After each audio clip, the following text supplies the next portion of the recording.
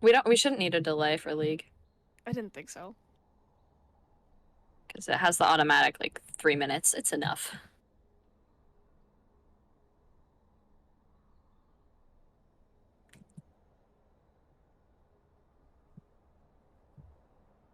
Are you gonna give us like a thing before you go live? We're live. I just saw it pop up. All right, everyone, welcome to League of Legends, week 3. We have UNI versus OCCC. I'm assuming it's a community college. And looks like we're just getting ready, waiting for the link. Ignis, if you scroll down on the text, yeah, there you go, spectator link.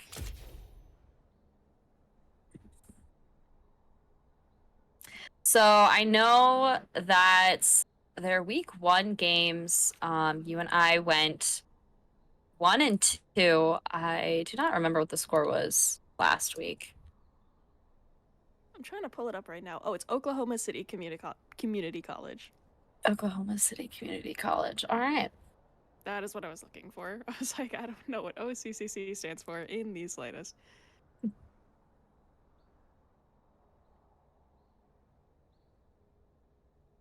So. All right. Better draft here. So it looks like you and I's got a Yuumi band and a Soraka band from OCCC. I'm just gonna say OC, I think. I'll probably just go with Oklahoma City. I think that's where my cousin is planning on going to college, so I don't know. Go nice. UNI, go Oklahoma City. I'm good with either at this point. I truly agree with the Yuumi ban. I'm a Yuumi hater on my team and on the enemy team. I don't want her anywhere near my game. She should be gone. Yeah, I didn't watch. I had been watching the kind of like what's meta, and I know Amumu is still very strong, and Nocturne is also a solid pick. So, and I think Enchanter supports are also still strong right now. So these are all very valid bans from both teams. The Kog'Maw ban is not something I think we've seen before. I don't know if that's targeted towards a player. I know the Wukong ban is targeted. I'm trying to see if the Kog'Maw is a targeted ban because it doesn't seem like it would be too good unless they also have something like a Lulu or, you know, that Yuumi that they banned on the enemy team. But I'm trying to find their ADC's stats to see if there was a reason behind the Kog'Maw ban. I think there is. Yeah, it looks like their ADC player has been playing a bit of Kog'Maw lately, and that might be something that threatened them. Good to know. Good to know. So we've got Ornn and Sejuani. For sure it's going to be Ornn top. We've seen you and I pull that out a few times. The Sejuani, I feel like we've seen... I mean, it's probably going to be jungle, but I have also seen people talk about Sejuani top lately just because she is decently strong right now. She's also a really good brawl top to just sit there and punish, especially against someone like Ornn. I think it would be a pretty good pick, but overall, I think it's probably a jungle pick. The Syndra pick. I hate seeing the Syndra pick on the enemy team. It's one of my least favorite mid laners to play into, and she is very strong right now. Ahri player's biggest jump scare, Zed, Syndra. Curious what they're gonna play into it. I know we've seen quite a few different things mid. Okay, I feel like Victor is a solid pick into Syndra. I haven't seen much of new Victor. Did they change him a lot, or was it just like a VGU rework? It was just visuals. Okay. I'm not surprised. He really kind of needed an update. Not saying I'm the biggest fan of his newest update, but I think it is. Yeah. I'm partial to the newer update compared to the old one.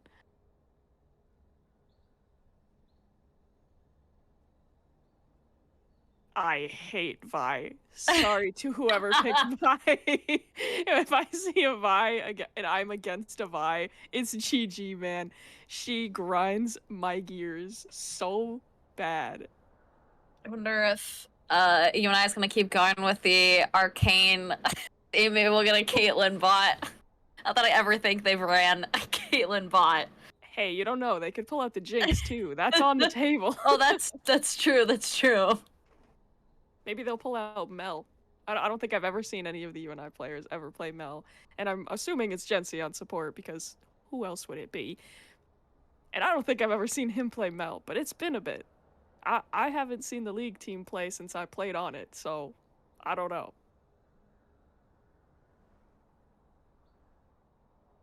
I think Mel, she's very interesting. I've played a few games like with a Mel, into a Mel, or like where the Mel was in. I've played against Mel in every role except jungle. Um, and I feel like she got over nerfed. Cause I don't know, like she's still strong, but she can't really carry. Like even if she's mid, even if she's bot, she still can't really carry a match. Like even if she's fed, I feel like her team still loses. At least just the games that I've seen. Well, that is a shot directly through my heart to see a Seraphine ban from UNI. I'll remember that, guys. That hurts me. I love Seraphine. I hate Twitch, though. So I think if they let him become a problem, that Twitch will become a very, very rapid problem. Especially if they let him find the cheese. They can't let that happen.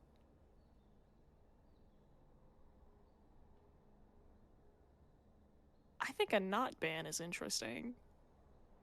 But did they no ban? Did they non-ban? Or are they still waiting on a ban? No, it would be a no. Well, unless it comes after they pick, but I think they might have put it in chat that what their ban is, because sometimes they ban late and or the wrong person. So it could be a wrong ban. Just a mistake. Okay, you think this is Yeon top or Yeon? I think it's Yeon top. I think it's Yeon top. Yeah. Out of anything, I think they're banning a lot of supports. I know, you and I really does not want them to play an enchanter support. They must be really afraid of this support for some reason, and I don't quite know why. Granted, I don't know anything about Oklahoma City. Is that what it is? Oklahoma City? State? It would be City. City makes sense. Oklahoma City. Yeah, I don't know anything about their players other than the minor stats that I'm looking at right now. But their support must scare them a little bit, or at the very least, their ADC and support scare them.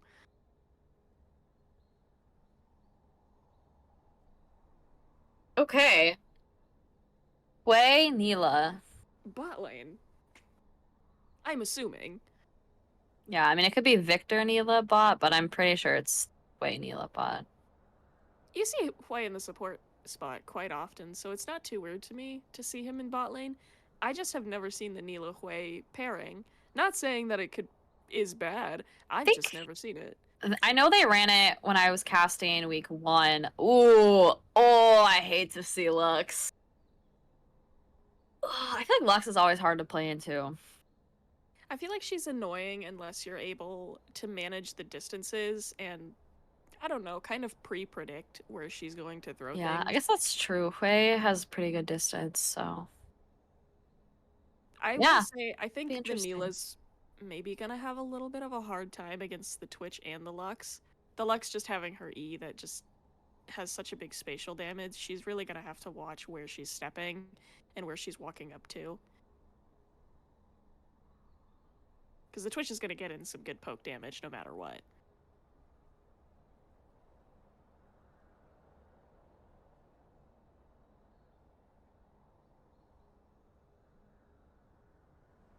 I don't remember who's playing what roles, and normally I would look at to see who's in VC to see who's playing what roles. However, they are in the NECC Discord, so I cannot see who's playing what roles. I just opened the NECC website using the link that they shared, and it told me, bruh, you need to reload this page. Who wrote this? who designed this website so that it just told me, bruh? Oh, okay, not a Nun ban. It was a Lulu ban. I was right. They messed it up. Which I'm really not surprised about. If they saw that Twitch, you're gonna want to ban that Lulu nearly immediately. It was the Twitch team that banned Lulu. No, wait. Oh. Oh, yeah, it was. It was Yeah. them. That's super odd. Why would you do that? Lulu is so good with Twitch. Unless their support doesn't play Lulu, because she's also pretty good with Neela. But I think if you have the opportunity to pick Lulu with your Twitch and you know that they pick afterwards, I would definitely take that gamble to get the Lulu for my Twitch. But I don't know, they could be really confident in their Lux Twitch bot lane.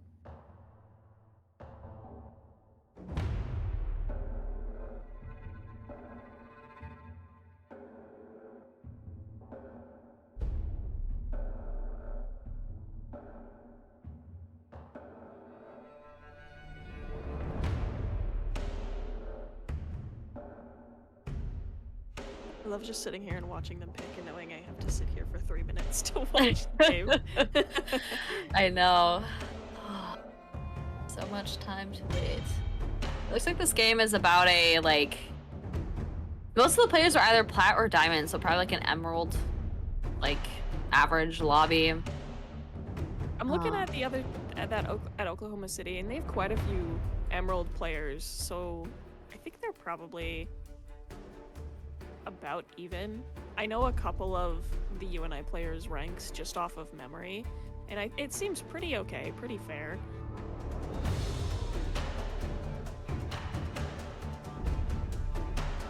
Granted, I am not the best League player, so this could be a super unbalanced match, and I'm just talking sideways.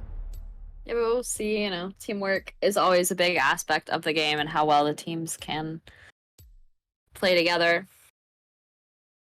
I should say how well the players can play together. I don't know, I know they've been meshing a lot lately. Even from a few years ago, watching the league team, they never hung out, they never played outside of practice, they didn't really talk much in the chats.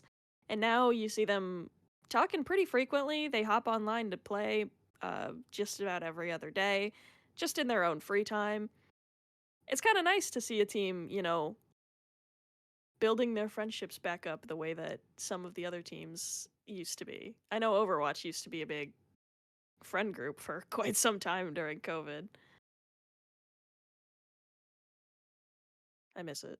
Bring it back. It was a good time. I know, like, one thing that probably helps, leagues had the same coaches for 3 years now? I think so, yeah. It's been about 3 years. 3 or 4. So I think that definitely helps in terms of just, like, I don't know, team bonding and playing as a team. You know, you learn more over the years and you keep some of the same people consistent. It's going to make it better for a team to work together. You don't have to rebuild totally every semester.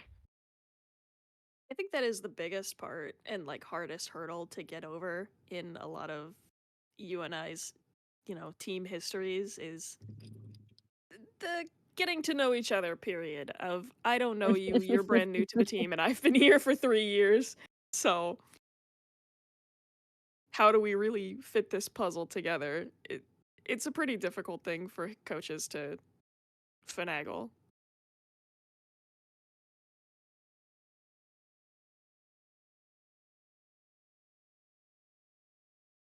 1 minute till we go into the game. I have you ever played Ornn? Once in an ARAM, and I get the general idea of him. I've watched more Ornn and played with more Ornn than I have played Ornn. How does he like the upgrades for people's items? Do they have to like go to Ornn? Like, do you have to be next to Ornn to get your upgrade? Or can I you just make believe anyone on the so. team I think upgraded? you have to be Okay. within a certain range, but I don't remember off of the top of my head. Just because I have never played him much myself. I And feel I like don't it's think I will go very there. rare to see Ornn in your like solo queue games. I don't know, it feels like whenever I'm not in the top lane, I never see an Ornn.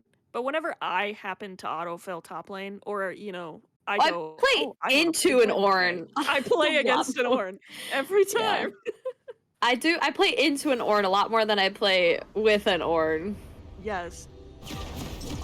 It's like every time that I'm like, I'm going to go top this game. Why is there an Ornn? Every time. It's that or I get a set. No in between. Just those two. Who's to say we could see a set next game? That would ruin my night. I'll pass. One of my get a little off tangent. One of my favorite memes from TFT was working out with Set makes you bigger because that was one of my favorites. Because it was like they like messed up how common it was, so it happened like literally every game. Every time. I do greatly miss Scuttle Puddle. People that was my favorite. Still reference the working out with Set makes you bigger in the TFT subreddit. Do they really? I have TFT since the new set came out. I don't vibe with it. It's not the music set. It's not the same. Yeah, I don't play. I've been playing the revival sets, but not the. Is it Frozen? Yes.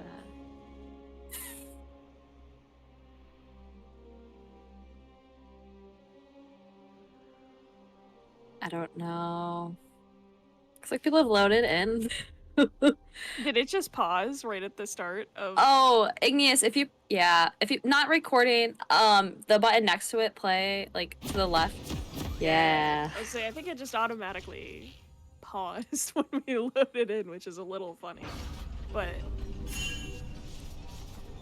All right, so it looks like we're getting ready to go. Twitch is not taking items yet, but it's okay. He hasn't left base.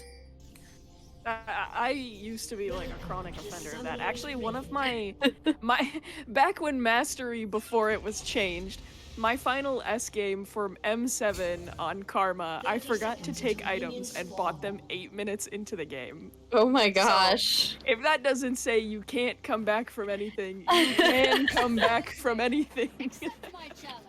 And I was the support too, so that's pretty bad if you play League. Yeah, I was gonna say, sometimes people have their like the second tier of their support item by 8 minutes.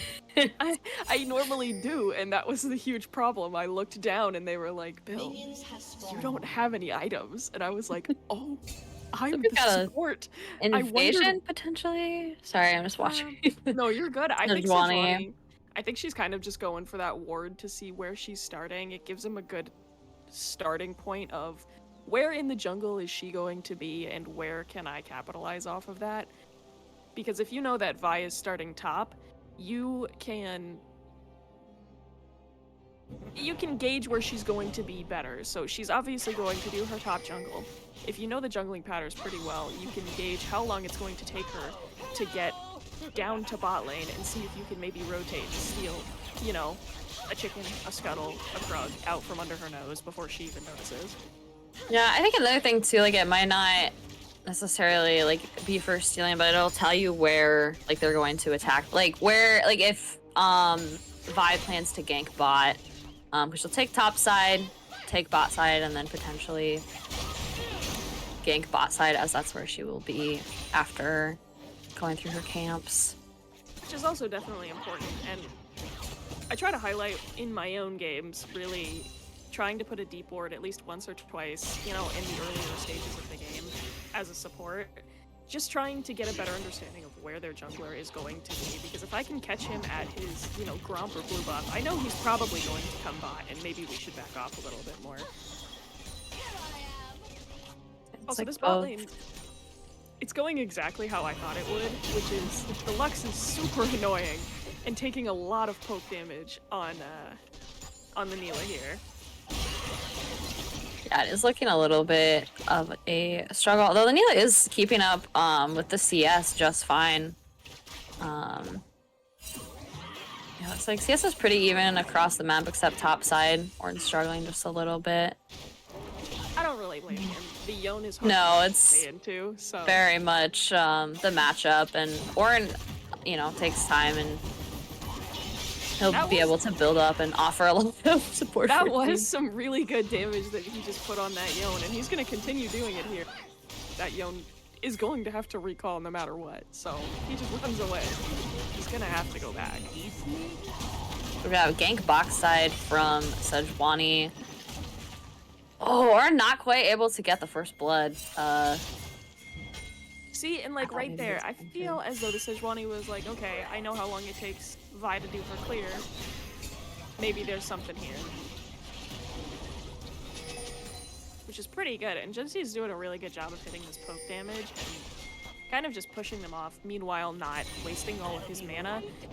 Unlike the Lux, who is running a little low and maybe has enough for 1 Q, 1 W, 1 E, which I wouldn't even recommend using a W in this situation. I think it kind of would just be a waste.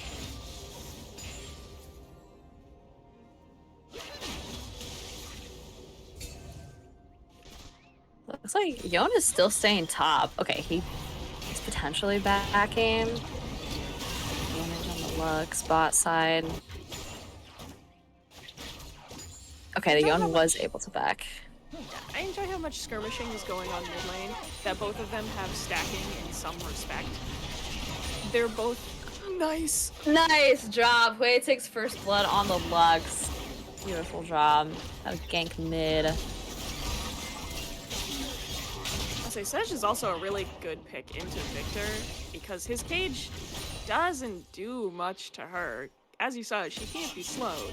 So trapping her in a cage and slowing her isn't gonna do anything to dissuade her gank there, which is unfortunate, but he's doing a pretty good job of managing this mid wave despite the constant skirmish.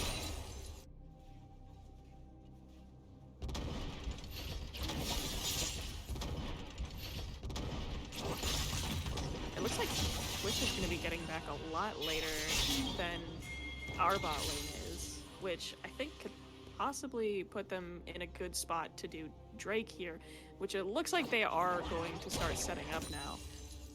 Yeah, especially with covering Sejuani top side. I mean, Victor's super low on mana, so it could be bad. As he might have to back. I think it'll probably be a good trade, especially with Sejuani. She's gonna show here. They're gonna know it. Yep, they're starting drag right now. Sejuani's showing. It's a free Drake, despite, you know, potentially losing Ornn here.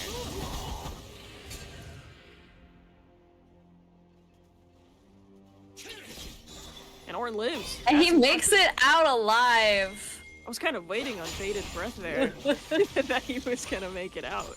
He totally does. I had faith. So it looks like, yeah, UNI is going to get Dragon, and Oklahoma is looking for Grubs.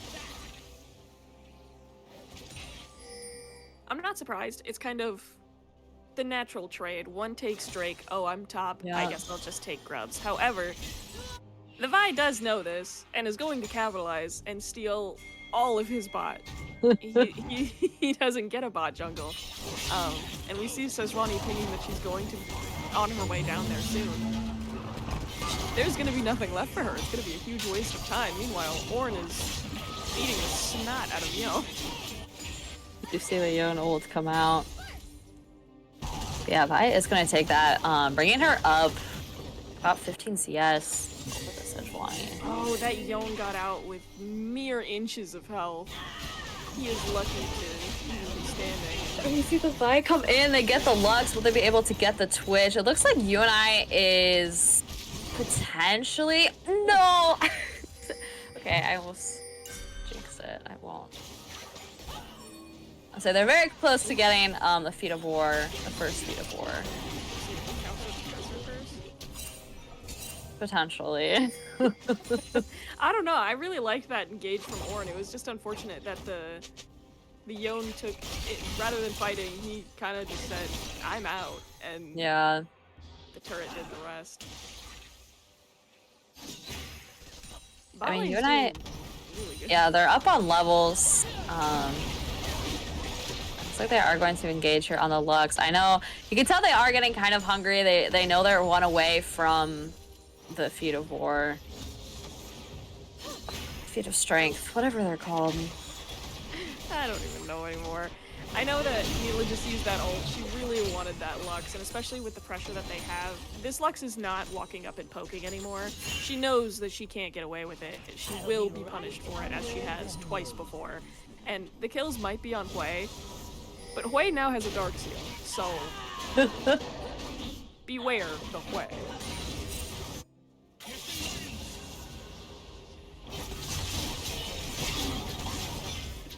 I say this is a bit of a tough matchup for Ornn, and I really do feel for it, especially with the trying to CS and this constant blade with I think he's been handling it really well. I mean, there you can just look at how much damage the Yona's taken. He really does do a lot of damage, and I know late game, I think the Ornn will eventually come out on top, given his ult power within a fight is, you know, monumental if he can hit a big ult. It's kind of just a game changer, a fight winner. I was trying to find the words for win condition that whole time, and I finally made it there. It's win condition. Yeah, whenever UNI gets to pick the Ornn, I know in the past I've seen like the teams kind of battle for who gets to play Ornn, otherwise they just ban it. But I do feel like it's the Dalai Lama, is that his username? I think that's one of his go-to picks, and I have enjoyed seeing it every time he's gotten to play it. Now, I have to open my League client here to verify who the Dalai Lama is, because I don't. I'm pretty sure it's the same person who played on the League team for the past 2 years, who is, you know, also an Ornn player, and I'm fairly certain it is him, and he just changed his name again. But I want to verify. Got lots of ults coming down bot side. I'm seeing a lot of movement bot lane. And it looks like UNI is going to claim the first feat of war. Is very close there. Oh my gosh, it was very close, but Vi knew what she had to do. She knew someone was gonna die, and that UNI had to get it first. So I think all that's left is first turret, and then each team needs to get 2 more objectives. Which Grubs are up, and Drake is almost up.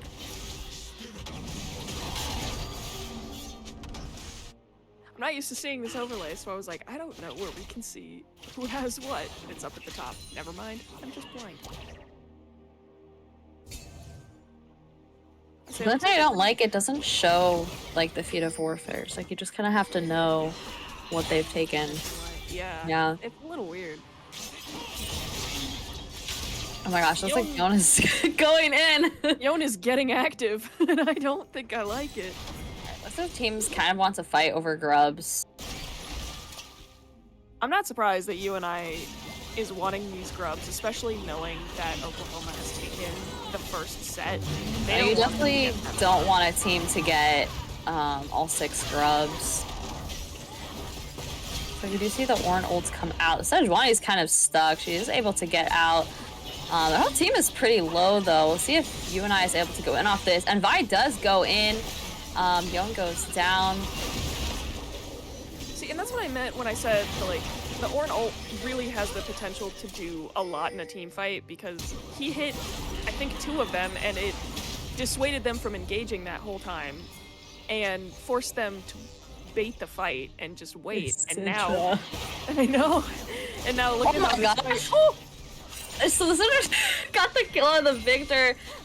She got the trade, but it looks like Vi is going to be able to get these Grubs. Although we do see teleports coming out. So they're still gonna be fighting for these Grubs. Neither team wanting to give them up. So the TP comes out from Ornn going up there. Meanwhile, Bot is ulting the crap out of this Lux, knowing that at this point, she's a pretty easy kill, which sucks if you're the Lux, but is great if you're UNI. I can definitely understand the frustration. Looks like Vi is gonna go down, and Oklahoma's probably gonna take. So UNI will lose the Grubs. I think Vi claimed 1 Grub, but Oklahoma's still gonna get the credit as far as the feats of war go, leaving them with just 1 more to secure that What?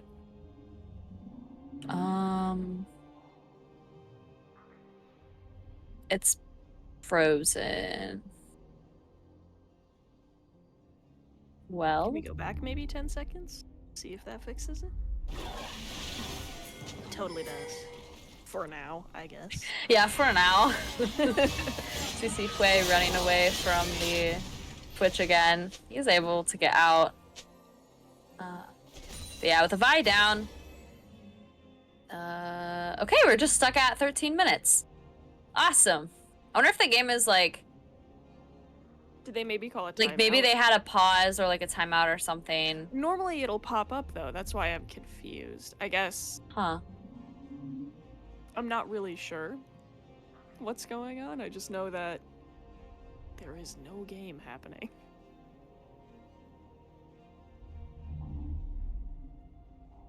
I don't know. Anyways, I'm gonna take...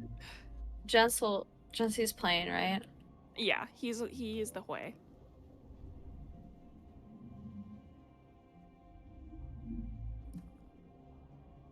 I had League open, so I'm just gonna pop up and see what happens.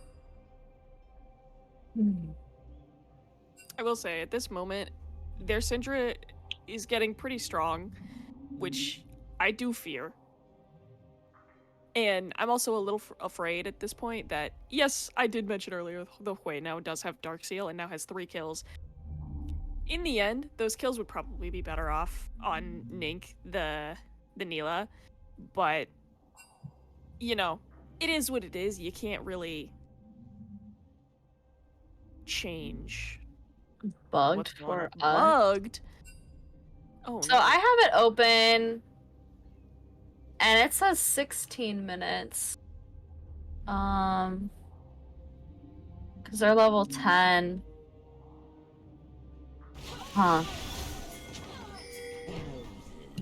Okay, well, we're... back. Yeah, I might suggest leaving if it doesn't work after the 13 minutes. And then you can just spectate. Like, if you're friends with one of them, you should be able to just go back and spectate. We'll be a little bit behind, but it is... Like, for me, it's working. Like, on my screen, like, I see 16:26. So, yeah, if you exit and then come back. That's so weird. That is a weird bug. It was just like 13 minutes. Yep, that's all the gameplay that you need to see. You can guess what happens from here. I don't think you can spectate from there. I think you'll need to be friends with one of them directly. Shoot. No, yeah, you can't. I mean, I can share my screen to Discord. We could give a live rendition of what's happening. So it's at 17 minutes. This is I mean, not a whole lot has changed. So it looks like it's the score is 8 kills to 8 kills. Although Oklahoma did take they took Rift Herald and they took the Grubs and they took the Dragon, so they do have that second feat of strength. So it looks like all that's left is first tower. So we've got a skirmish going mid lane. Lots of ults coming out. And it looks like... Oh, so close. Pay for her crimes. Who's to say? It's very risky, though. Oh my gosh. Oh my goodness. Fancy feet in the mid lane. Imagine, people out there, if you could see the fancy feet that Backer just had in the mid lane. They were great fancy feet. However, he dies anyways, but great fancy feet.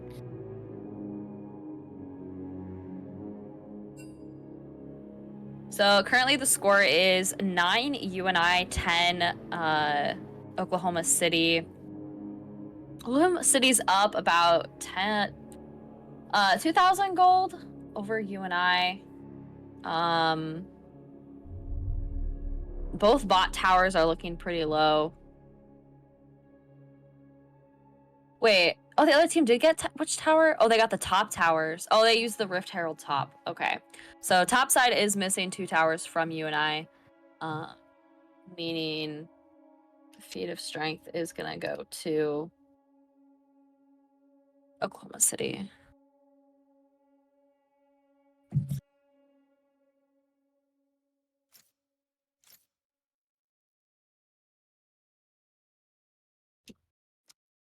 I'm reading in chat, and I truly would love Wait, to can give you see the my Ornn screen though? POV right now. Yeah, I can. Okay. I truly would Sure. love to give the Ornn POV. However, Riot decided no. So here we are, doing what we can, I guess, which is live casting. This sounds bad, but I hope the game gets over quickly so that we can not have to live cast what's going on. I know, it's unfortunate. So currently score is 11-10. UNI just did get a kill, kind of top and mid side on the Syndra and on Sejuani. And looks like the teams are getting ready. Dragon is spawning very soon, although the Voracious Atacon is also going to be spawning soon as well, top side. Which is unfortunate for UNI, given that they have more pressure bot lane, and Oklahoma has all the pressure top lane. So, kind of give and take. Yeah, I feel like in a lot of games, teams usually go for all of the objectives other than, like, Atacon's kind of like, you really need to win a team fight, like, decisively before you decide to go for Atacon, just because of how long he takes to take down and how much he reduces your resistances. I feel like at this point he's kind of just another Baron in the game, but he's not Baron. I really am not the biggest fan of Otacon. I kind of just wish he did the same thing every game instead of being random.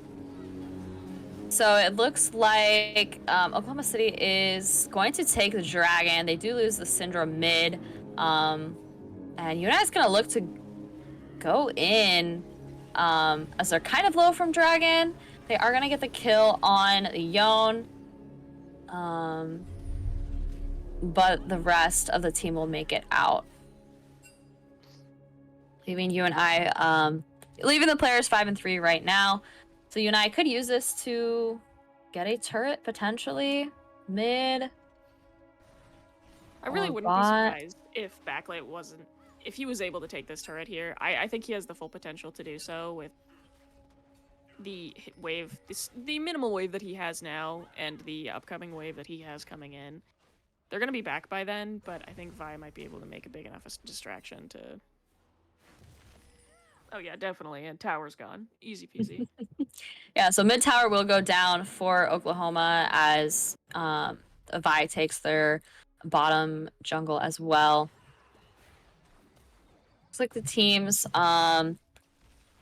kind of looking to stabilize right now. No one's looking to take Atacon quite yet. I feel like it usually is like a little bit later into the game when people take him. And as I stated, it's the Voracious Atacon, meaning the teams will get that revive, which has been nerfed since its release. It's like Rift is being dropped mid. I guess I thought it was dropped top, but it looks like it's being dropped mid right now by Oklahoma.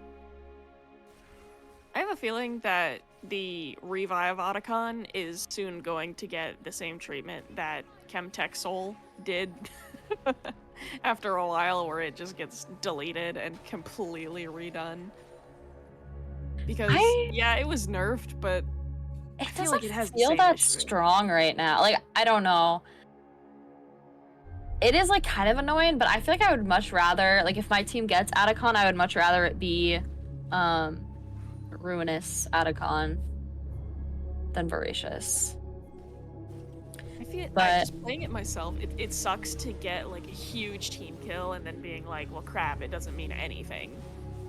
And if anything, they're just going to go back to spawn, get more items, get stronger, and then come back and be ahead. True. So right now it is 14-10 in terms of kills. UNI 14, Oklahoma 11 as the Nila goes down mid to the Syndra. Although the Syndra is looking to pay from that as Vi and Hui are here. They are mad that they just killed Anila. Extremely mad, and I'm right there with them. How dare Looks you like do that? Orin is gonna go down top. I didn't even, he was pushed into the second tower without even taking down the first tower. Sometimes a man's got a proxy of the wave. That's just the way that it is. Seeing a teleport bot side as the turret is super low. Yone's probably looking to just farm and then take that turret and walk away, as it is about one tap away. Looks like we've got a lot of vision set up around, prepared for Otacon and prepared for Baron, which will be spawning next. It looks like that Oklahoma is pinging that Hui has a bounty and has 0 deaths so far. I have a feeling bad things are coming for Hui. And yeah, so UNI will now lose their bot tier 1 tower.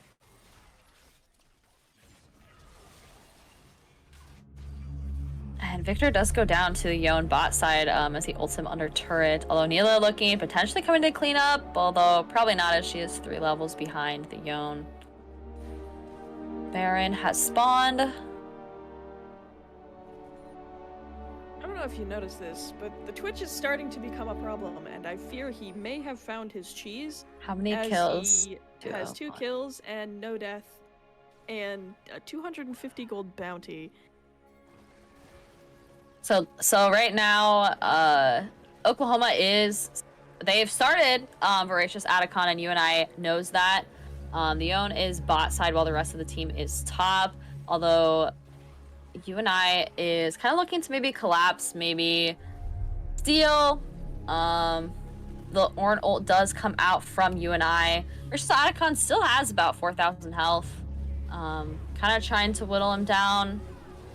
But they do. UNI takes out both the Twitch and the Sejuani, and it looks like they're going to clean up here, getting the Lux and the Atacon as well, as Yone is taking Dragon bot side. That played out really well for UNI, and you had mentioned earlier that you kind of need to get a decisive team fight finished before taking Otacon, and that there tells you exactly why. Yeah, because the other team is going to come in and swipe you. If you watch your resistances, and Yone did take Dragon bot side, as Neela tried to go in, but was unable to get it. But yeah, if you look at your magic resistance into whenever you're fighting Atacon, it will about not even halfway through the fight, you will have 0 MR. And UNI does get Baron, so they lose Dragon, but they get the Atacon and they get Baron, which is going to be huge, kind of allowing them to push and take team fights without too much risk, as I believe you still keep the Baron buff if you die with the Voracious Atacon. That seems a little crazy, but honestly, Riot's done crazier things, so I wouldn't put it past them. But I think they do have some really, really, really good pushing potential here to just build up waves and push it into tower, just 1-3-1, and hopefully make some good leeway. I think the bot and the top tower are both, prime I was gonna say suspects. This is not a murder mystery. This is not a murder mystery. They are prime targets for UNI here, and Ornn hitting Twitch, getting a really good engage. He is just very deleted. Beautiful ult, and everyone was able to dodge the Lux ult mid. UNI's really going in, taking this fight mid. Everyone is there, except their Victor, who's now moving to help push mid with just the Yone alone bot side. But UNI is going to take that. Okay. No caster curse. Never mind. We're not allowed okay, they to do take the caster 2-3 tower. They do take the tower, just leaving that inhib left for their mid lane, for Oklahoma's mid lane defense.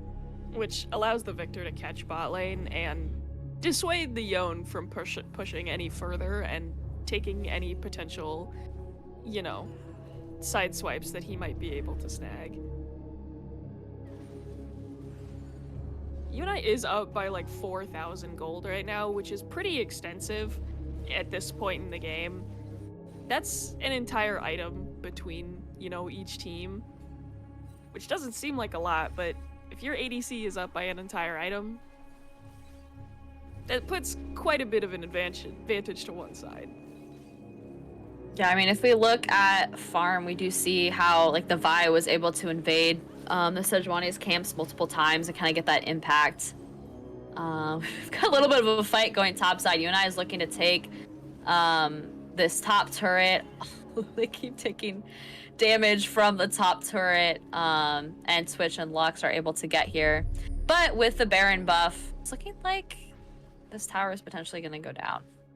I think it was all worth it, given that the Ornn got a kill there. They're looking to re-engage with an Ornn ult. They hit both of them, which is beautiful Ornn ult, getting both fighting the Lux and the Twitch. Twitch is going to go down, and the Lux soon to follow, along with the tower topside. So beautiful play topside from UNI, who is now up 10 kills over 23 to 13. I think the Vi just has such a huge advantage here. She's 11 and 550 gold bounty, you know, 40 or 50 CS above the Sejuani, which is putting the Sejuani in a pretty, I don't want to say pitiful position for money, but she's just scraping by trying to get items. Meanwhile, this Vi is stacked on items and has an upgraded masterwork item. She's a force to be reckoned with. That is true. We did talk about how, I mean, you see here the Yone is up 100 CS over the Ornn, but the advantage with Ornn, especially in these team settings, is how much he's able to provide to the team and to the team fights, and he's been able to do that very well. We've seen some very beautiful Ornn ults really winning these team fights for UNI. Ornn is also naturally tanky, and he knows that. He knows what he needs to be doing. He knows to be. Oh my goodness! As I say that, Nink gets deleted. Quay get caught out and just stunned after stunned. I said Nink. That was not Nink. That was poor Hui with 0 deaths, soon becoming 1 death. Who did get that bounty? Yeah. That bounty. Either the Lux or the Syndra. Yeah, it looks like, so I was about to say Neferi, but it's Neela. It does go down. So UNI does lose this team fight. They lose both their Ornn. That early loss on the Hui, I think, pretty impactful. Which really sucks given that this is Seoul. So UNI basically just lost Seoul here, and they're gonna have to fight kind of hard to come back from it. Especially, I feel like Infernal Soul adds a lot of firepower to team fights. UNI is gonna have to kind of watch. If I did. Sorry you said it, and I was like, that's a really good pun, and I don't know if you meant it. No, I did not. But yes, it adds a lot of impact to those team fights, especially when you're like, if the teams are grouped up.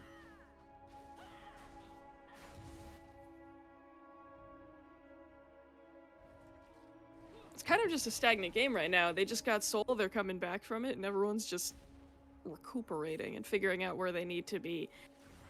I mean, at this point, and preparing for Baron. That too. At this point, I know that Oklahoma is foaming at the mouth to get the bounty on Vi. However, she will not go down without a fight. She's scary, and just Vi alone standing here has enough to make 3 of their members start backing away. A really good catch from the Lux, though, taking quite a bit of damage. Yeah, I think this Baron fight is really going to determine, I mean, could determine a lot, could potentially be who wins, just kind of depends on how many people go down for this Baron.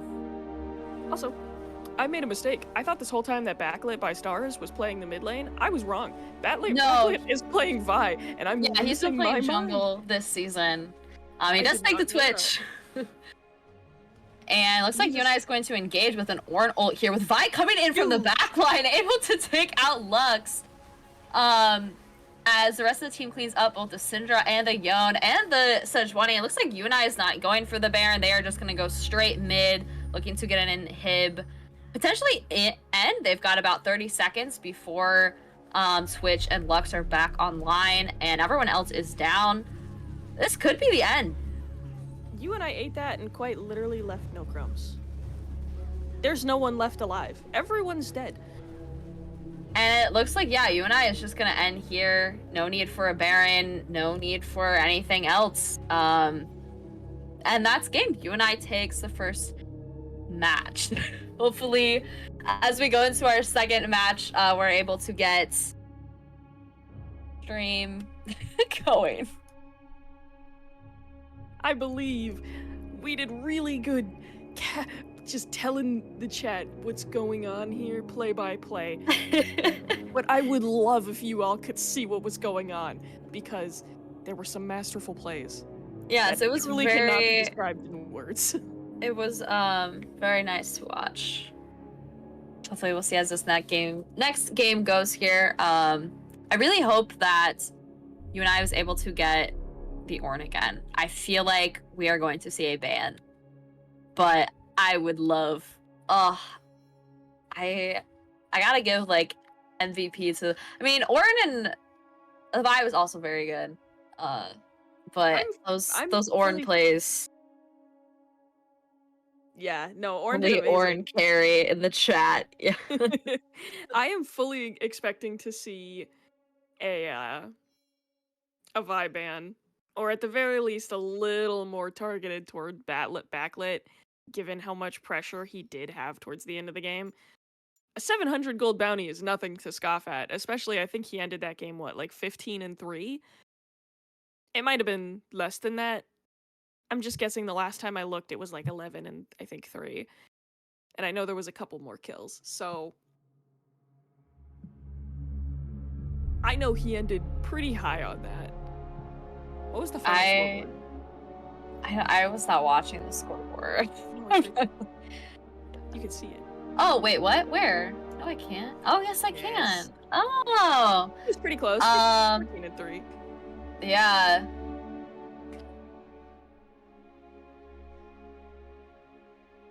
Yeah, the Victor, Vi, and Ornn able to do a lot that game.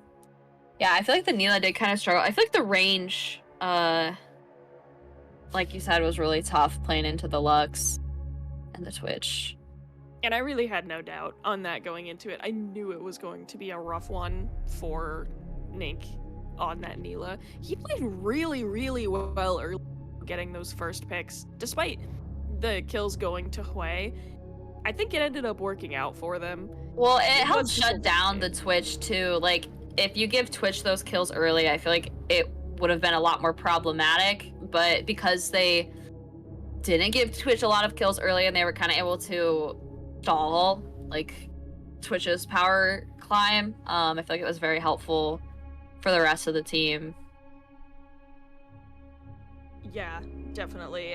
Because truly the Twitch, honestly, Neela has the exact same, you know. I mean, if you look at the stats, like the 80 carries, both, we're just, I feel like they're not very strong right now too.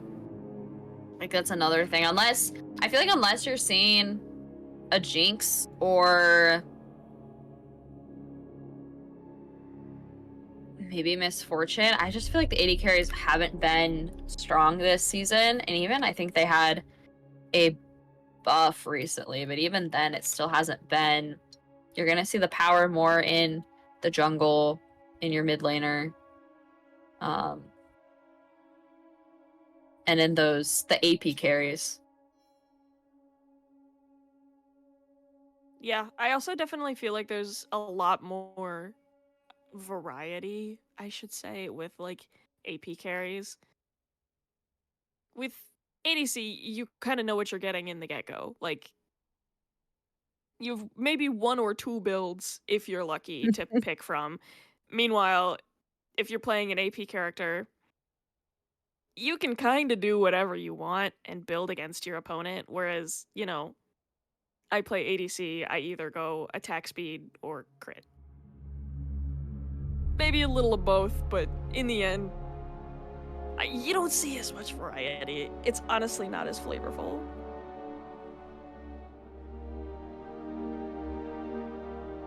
Do we have they opened the like pick ban?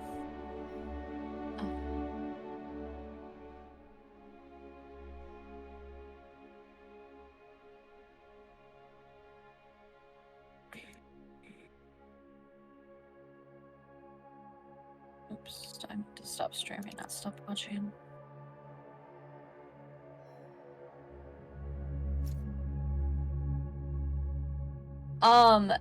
Igneous, you should ask to be friends. Like when you get into there, you should look to be friends with like, I don't know, backlit or I have Gen C and backlit on my friends list, just in case that happens again.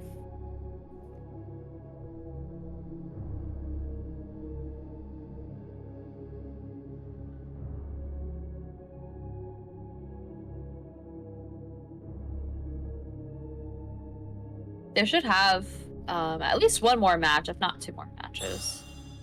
I think it's one more. I think it's first to 2, just given how long. No, that's one more. I'm saying like if they win or lose. Oh, like... that makes so much sense. Sorry, I'm losing my mind.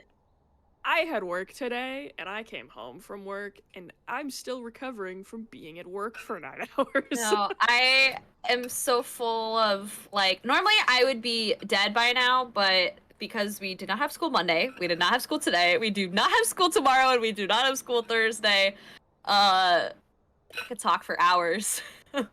I normally talk for 8 hours a day, and I have talked for, like, 2 hours today. Which is pretty impressive, you know, being a school teacher and talking for 2 hours a day. That's staggeringly low numbers. Yeah, I was itching. I was ready. I was ready for this. Imagine school being canceled. Well, to be fair, I mean, having children sit and wait at bus stops for an hour is kind of cruel when it's like -20 wind chill. What about your college children? We're all children. Why did I have to walk 15 minutes in -20 temperatures, UNI? Oh, that's real. Ignis, you want to scroll down, see if they sent a... Okay, they've not sent it yet. Sorry. His tag is hilarious, and I just saw it.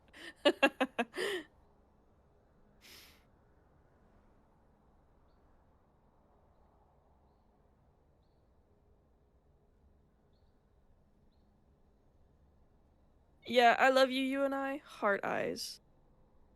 But think of your adult children who are out in the cold and need your help. Where is Sarah McLachlan? Start playing her music in the background. My car almost didn't start on my way to work today. I was a little worried. Oh. I would have been very happy if I didn't make it, though. For the first time in my life, I am parked in a garage, and like, it's... That's luxury. Yeah. My coworker, she was talking to me today, and she was like, "Yeah, I have a heated garage." Oh my sorry. gosh. A heated... I knew one person who had it, but they like never used it because they were like, it's expensive to heat the garage. So they like almost never did, except for when they had puppies and they kept like the mama and her puppies in the garage. Then they heated it.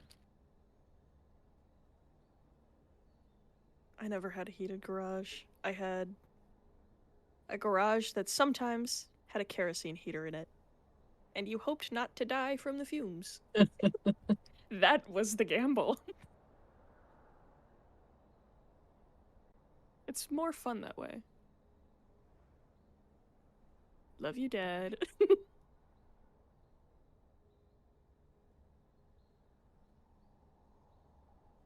All right. All of the people are in the game now. Are we... Yeah, I know. Waiting for the spectator link. Blue side link. Wait, don't click that one. It'll say spectator link.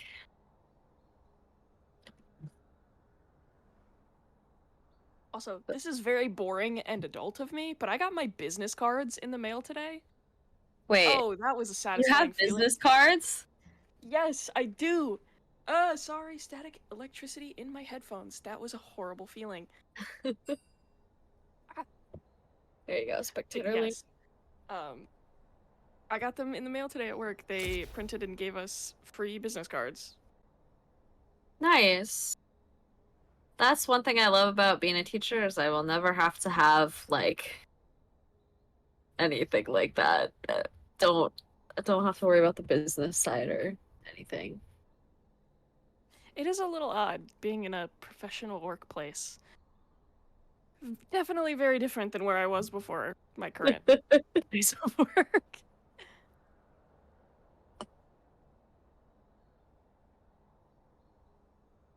I still have that song stuck in my head. It makes me want to do the Macarena.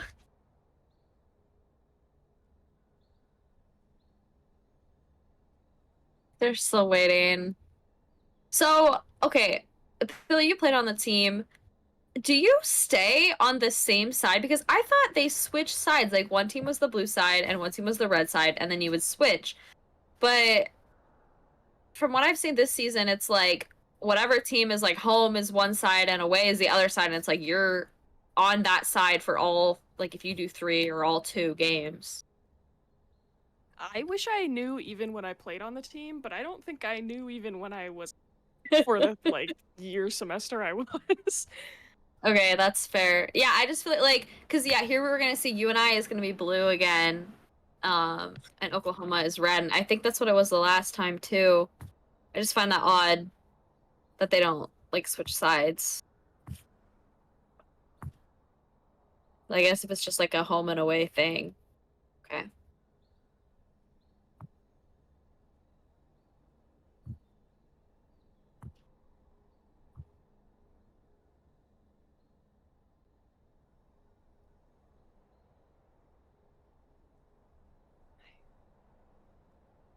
Nice. I saw you had the face cam on, and I was like, well, it's more Yeah, fun I this was way. like, oh yeah, it is more fun. Oh, look at my notes that Logan wrote. They're cursed. I can't see them, so you're fine. It's okay. I'm We'll just watching have the stream. I have like the full screen on one monitor. I have like the stream. Pictures are just for the small. best. I need a second monitor. I now have a monitor and truly been depriving myself of one for so long. Get a second monitor. Oh, Igneous said I'm okay with them not swapping teams. Swapping sides. It's annoying with production. Valid, honestly, valid. It really is annoying. I hate swapping sides mid-game. Especially with Overwatch, I'm in the game mid-game and I look at the like teams and I go, "Oh man, they're on the wrong freaking side." I literally You did should that on Friday. check the chat in League. Like, did they make a new one? Because it still says waiting. I feel like unless they're just really waiting to start.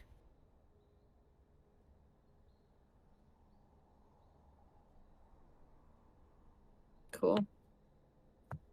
We're just waiting. All right. I'm good with that. So, okay, are there any bans? I'm expecting from Oklahoma, I'm expecting the Orn ban, and it makes me sad. Maybe a Vi ban? I'm fully expecting a Vi ban, especially with all of the pressure that she Yeah. had last game. Like I'm fully expecting it. I feel like UNI will keep the same bans. I don't think they really had a lot of like enchanter supports banned. Like that I'm curious to see if they're gonna keep up with that. I mean I don't it know if they worked, continue with that. but I don't know if yeah. So it looks like UNI has first ban, and they're gonna continue banning the Kog'Maw. I'm really not surprised with that one, given No. that their ADC has a track record of playing it. Well, I feel like, and if you win the first game, I mean, why change your bans too much? Especially when they worked the first time. What's the point of Yeah. changing them? And we are gonna see the Nocturne ban again from Oklahoma and the Wukong. So it looks like they're like, fine, we'll play into the Vi again, but no Nocturne and no Wukong. Honestly, I don't blame them. If Nah. I know anything, UNI likes to turn out the lights, and they will communicate that they are turning out the lights. It's scary. Oh, we do see it. So we see a Nocturne, a Wukong, and a Vi ban. They do That's not like 3 Backlit jungle in the bans. slightest. I mean, it's valid. He's a very strong player for UNI. Okay, UNI secures the Ornn again. Okay. We love to see it. We ban Wukong because he sucks, Logan. I don't want to play against a Wukong. That's why. He spins on me and he's scary. You said that, and have you seen like, there's like a meme when the trailer for like Noxus, whatever, came out, and it was like Garen and Katarina, and it was like united in their love for spin to win or something like So funny. I am really confused by the Karma ban, though. They didn't ban it the first time, I don't think, but they did this time. It's like they heard me talk about my Karma story, and they were like, yeah, she's a threat. Looks like the teams are just gonna say, we go again. Go fish, Oh, please. Okay, the Nami. They're like, we're getting an enchanter support in this time, and it's gonna be Nami. The Lulu was about to scare me. Like, if we saw a Lulu Twitch, I think that's a lot scarier than a Lux Switch, but I wonder what they're gonna run with the Nami. I'm very happy about Nami. I play way too much Nami. We love to see the fish. Sue me. My email was Mermaid Girl, and still is. The love Rakan! never dies. The OG. Are we gonna see Xayah Rakan? I don't know. But I see a Rakan and I know that I'm happy because I know that Gen Z is just so comfortable right now. He's like, this is my game. He knows what he's doing. He knows what he needs to play, and he's good with that. Zyra Rakan! Wait. Zyra Jungle? It's gotta be Zyra Jungle. I've seen a lot of Zyra jungles. As I've mentioned before, watching Dante's. Not Dante's playing Zyra, but other people playing Zyra. She's pretty strong right now. I wouldn't really put it past. I am afraid of the Nami Twitch. Yeah. If you get bubbled, I don't know. Goodbye. Start saying your prayers, because I don't think you're coming back. Especially about mid to late game. I'll salute. Goodbye, soldier. Alright, so ban. So, oh, the Victor ban. Okay. I'm not surprised. He put in a lot of pressure last game, especially with the skirmishes mid. Okay, and the Yone ban makes sense.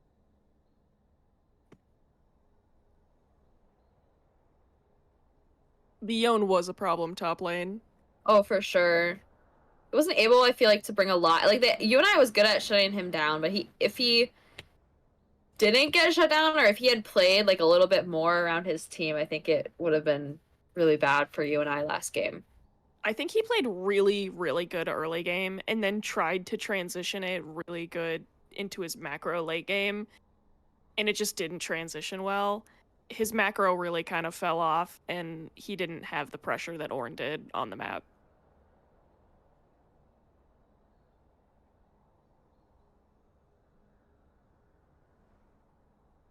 Malzahar ban.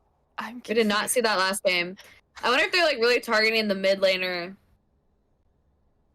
As I feel like they've already seen the support pick, they've already seen the top pick, and they've already seen what I'm assuming is the jungle pick.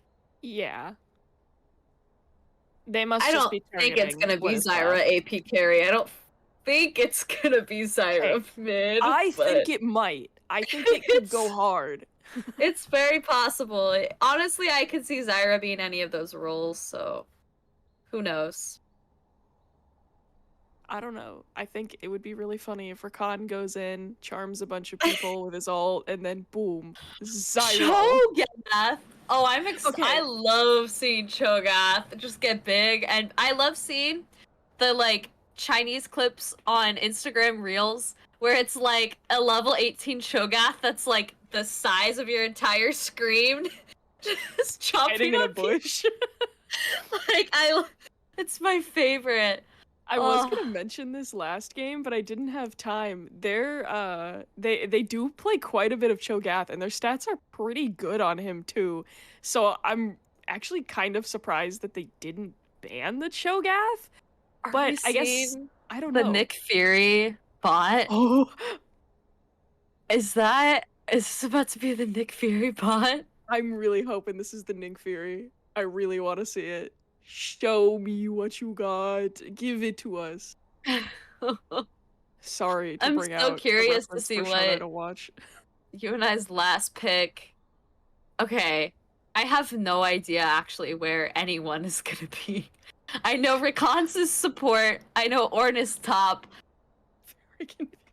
I know Nink is on Nefiri. Where?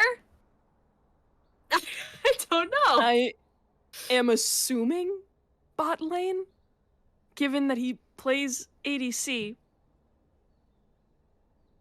But is it Zyra mid? Mel?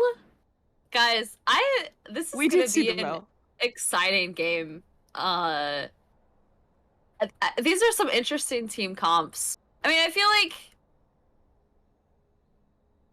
Oklahoma's is pretty straightforward. It's gonna be Mel mid, which I feel like I've seen her more top and bot and support than I've seen her mid. I don't see her mid much. Which I think it's just like, I don't know, people just want to play Mel and they'll play her wherever they get. But I'm curious to see her mid, and I'm curious to see if what I said holds true in the team setting, where even if the Mel like is strong and is fed, if the rest of her team is not, like she just cannot carry. I'm curious to I've see definitely noticed that. if that is going to hold true here, or I mean, maybe everyone else will also get fed. I don't know. I'm just curious to see. I love seeing Mel gameplay. Waiting on one restroom. Ready, draft. Okay. Just a little bit of a bio break. It is what it is. I don't know. I'm really excited to see the Cho'Gath. I'm excited to see a big lad. I mean, they've got what, 2 executes with the Cho'Gath and with the Mel. Oh, I didn't even think about that. Yeah. Okay, now I'm thinking it's totally possible to go and execute comp, and I think it would be hilarious. So I'm thinking Cho'Gath, Mel, so Cho'Gath top, Mel mid, Pyke bot lane, Okay. Smolder ADC. I just need a jungle. Who else executes?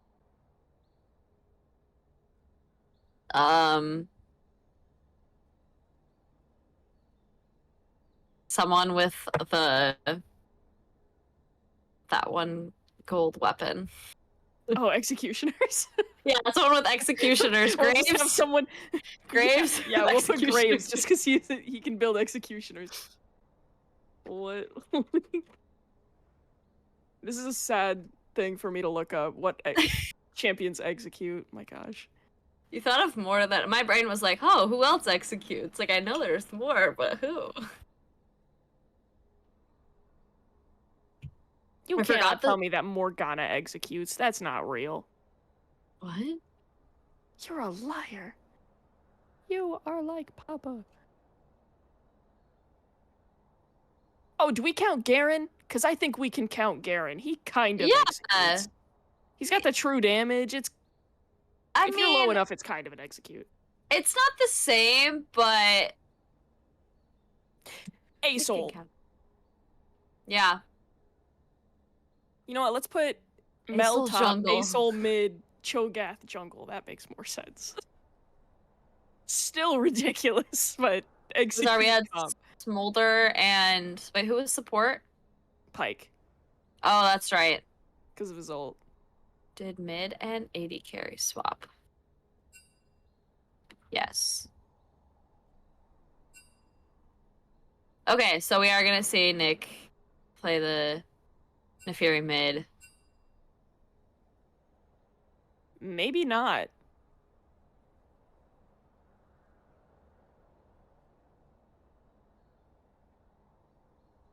All right, They we've got a seem to little bit be of a. seem to be a little upset that they did not let them know, which I did not I know do that you were think supposed to you let them know. are technically supposed. I do think you because in the like normally in well no, as long as it's here, I think it's fine. I don't know the rules. Makes sense. I don't know. I thought of a better one. Urgot. If you hit his ult is also an execute. Yeah, that's I think that true. would be better than Urgot Ace ult. jungle. Or Yeah. Urgot top, Cho'Gath jungle. Either one. That's my dream execute team right there. UNI. Next game, I want to see it.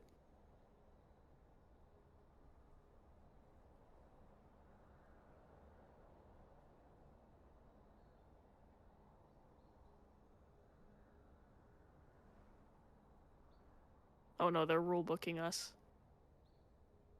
That's okay. If Nink has to play Nink Fury in the bot, he's gonna Nink Fury in the bot lane, and that's okay. I mean, I'm just thinking logistically, like you could still go anywhere. I watched, okay, not to keep bringing up Dante's streams, but I watched him scrim and like they did this strat. It did not work, but the other team did it too. They did it because they knew the other team was gonna do it. They like had the bot and the support went top, like at the start of the game. The like mid laner was bot. The top like it. I don't. There was this whole like switch. High level like scrims are wild, man. Like I was like watching it, I was like, what is going on? Like it was crazy. Post Oh, so we rule booked actually. the conclusion of teams must complete before readying. Well, because the other team had asked.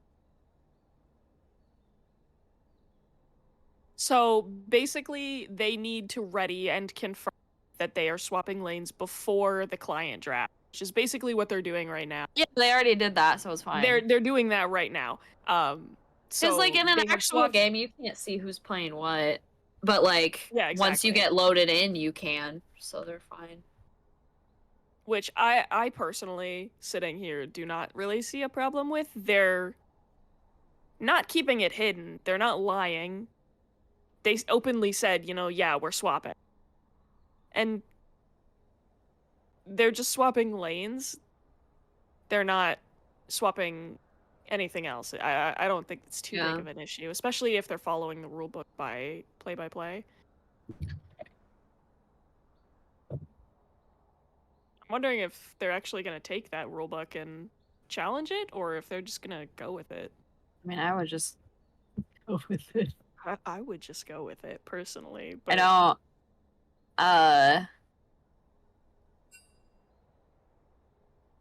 yeah, ready. Yeah, I don't know. I feel like I know that he plays Nafiri a lot. I know she's like fairly predictable. Like you don't see a lot of Nafiri in like the higher levels of gameplay. Like I feel like I don't know. She's just very predictable. And if she fails her all in, what are you gonna do? yeah, I feel like Neferi, if she goes all in and doesn't get what she wanted, it's pretty punishable because she's on cooldowns. She's a sitting duck with a couple of dogs. What can I didn't you even do? see what mid lane did Oklahoma have. I don't remember. I'm like, okay, they have Cho'Gath, Sejuani, Nami, Twitch. I don't even think I saw who their mid laner was. Oh no. Did they still have the Syndra or did they change it? I don't think they had the Syndra. Like, I don't feel like it was Syndra, but maybe it was. They're asking admin to confirm. Sure. Okay. Okay. That's okay. We've definitely done that from an Overwatch standpoint. Oh, it was Mel. Oh, it's the Mel! Right. We're talking about executes. We talked about Thank the you, Mel for Igneous. so long, and then we were like, who the hell is playing mid lane? Oh yeah, that was how we got on the topic of executes. Was talking about Mel. I think the drink has maybe got too far. I have no idea what the Mel Nefiri matchup is like. I feel like it's gonna be pretty annoying for Nefiri. Wait. Who was? Oh wait, we don't know.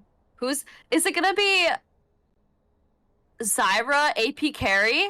I think it is. I totally think it is. I'm really I told you. I think it could be super funny. Khan runs in, Yeah. jump, up That's we a go. lot of a lot of roots, a lot of ups, a lot of stuns. And a lot of damage based on her like flowers. Like if you got a bunch of stuff set up and look into it, consider yourself toast. Also, because they rule booked, I'm just gonna throw this in the air. They have a level 75 that is Diamond 4 and a level 81 that is Diamond 2. I believe they had mentioned in the chat that is their alt accounts. I'm not sure if they are registered alt accounts, but I really don't expect someone to come in a league level and be that good. It's pretty unrealistic. Like as you see, everyone on our team is like level 300 and up, meaning they put, you know, hundreds of hours into the game. And I mean, you remember, kind of have to. yeah, I remember when we both first started playing this game. This game is hard. It's hard. You just don't like learn, like even like you like know something and you'll know how it works and you know what you're supposed to do, and it's like you just can't do it. Like you just don't have the practice. Like you have to practice. They're all leaving. Yeah. What is going on? Leaving?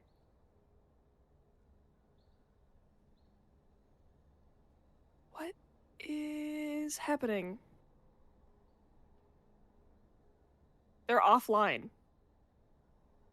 One of them is offline. What is happening? I don't think we're getting a game 2.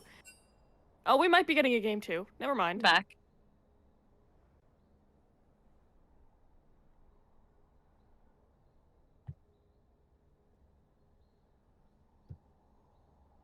I am very confused, and I would like to just watch the next game. I know, I'm ready. I'm about to start doing the Macarena to... Oh, they're ready! They're ready! To the song. I'm about to start playing that song on my phone. Igneous to put me in the chat, like... Just tell him to You have starts. Okay, they had connection issues. Okay. I'm ready to watch some League. I'm sure chat is also ready to watch as they've just been listening to us talk.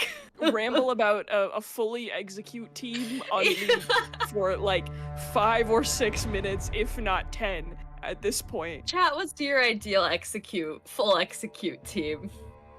Is it the Where same would as you ours? put Cho'Gath in the execute team? Cho'Gath, support. Thoughts. Oh, I love Cho'Gath support. You just build AP Comet. He's annoying as heck. Second version. Cho'Gath support, Mel, bot, Pike. This is, I think, where we could bring in... I think we could bring the Asol back in. Okay, Asol mid. Smolder top, Pike jungle. Can Pike jungle? I don't know. Who else did we have as an execute? I don't... Urgot. We had Urgot. We could use him. Alright, so it is going to be the Lilia jungle, Zyra so AP confused. Carry. I'm looking at this and it's telling me that Morgana has an execute. I play Morgana. What do you mean she has an execute? I don't know. Like, she doesn't. He does not have an execute. I am so confused.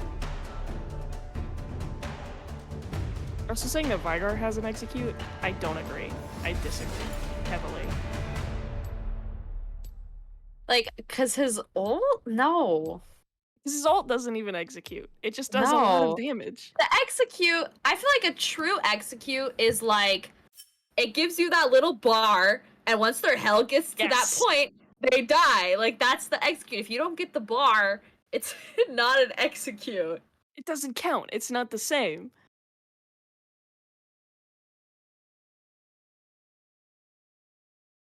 Like, it also says Akali has an execute. She doesn't. I play Akali. She doesn't. They're counting if you take Ignite as an execute. I don't know. That's hilarious. I think it's counting, like, anything based off of a target's health. Because I know that Akali doesn't have an execute, but it's counting her. And it's the same with Morgana, and, like, they also have Garen on the list, which I don't know if I would Garen, but... I think the only, like, the true executes are, like, the bar. I need the bar, just at the end.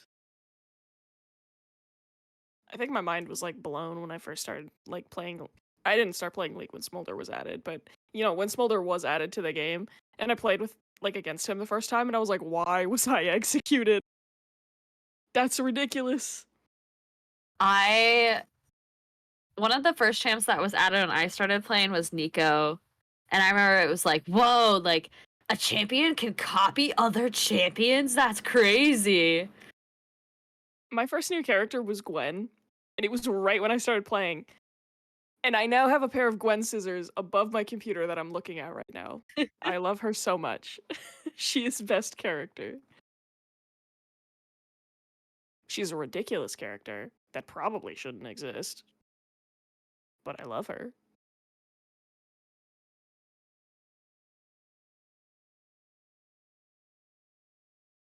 I'm really excited to see the Zyra Rakan bot.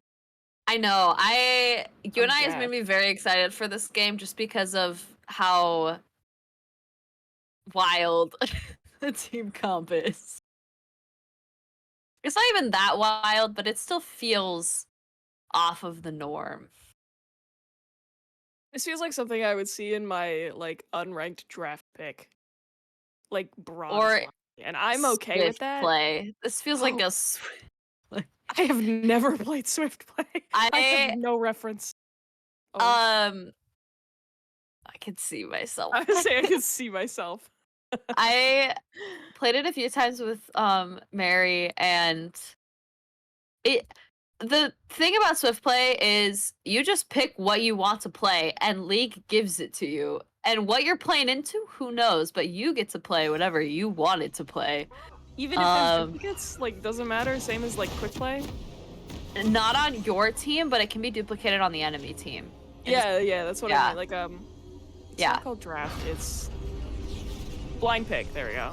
Yeah, but it's Swift play now. It's different. It's different. It's so much better than blind pick. Blind pick was awful. Swift play is blind pick miles sucks. better. I'm looking at Swift play League. I agree. That sucks. You use your ult like once. Like, what's the point of even building it? You just have to wait till the end and then hope to God it's your last ditch attempt to win. I haven't played Valorant in so long. Swift play it's interesting. It's not. I wouldn't like recommend it, but it, like, for the games, I'm like, dude, I just want to play one game of Ari and then go to bed. I will play Swift play. The Nami skin. They have the new Nami skin. Is it the myth? Nice. Yes, it's so mermaid. I love it so much. I will never stop talking about Nami. This game. I'm just gonna be like, oh my god, Nami.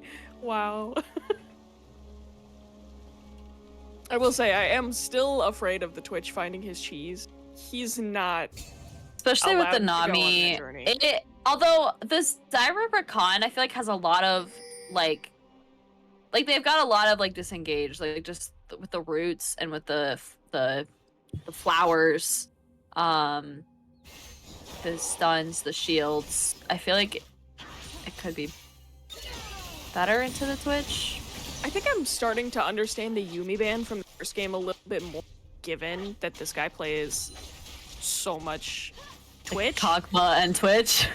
Yeah, like, I really understand it a bit more because I don't want to play against a Yuumi Twitch. That's my nightmare comp to play against. That and like Lulu Twitch. That's a nightmare to play against.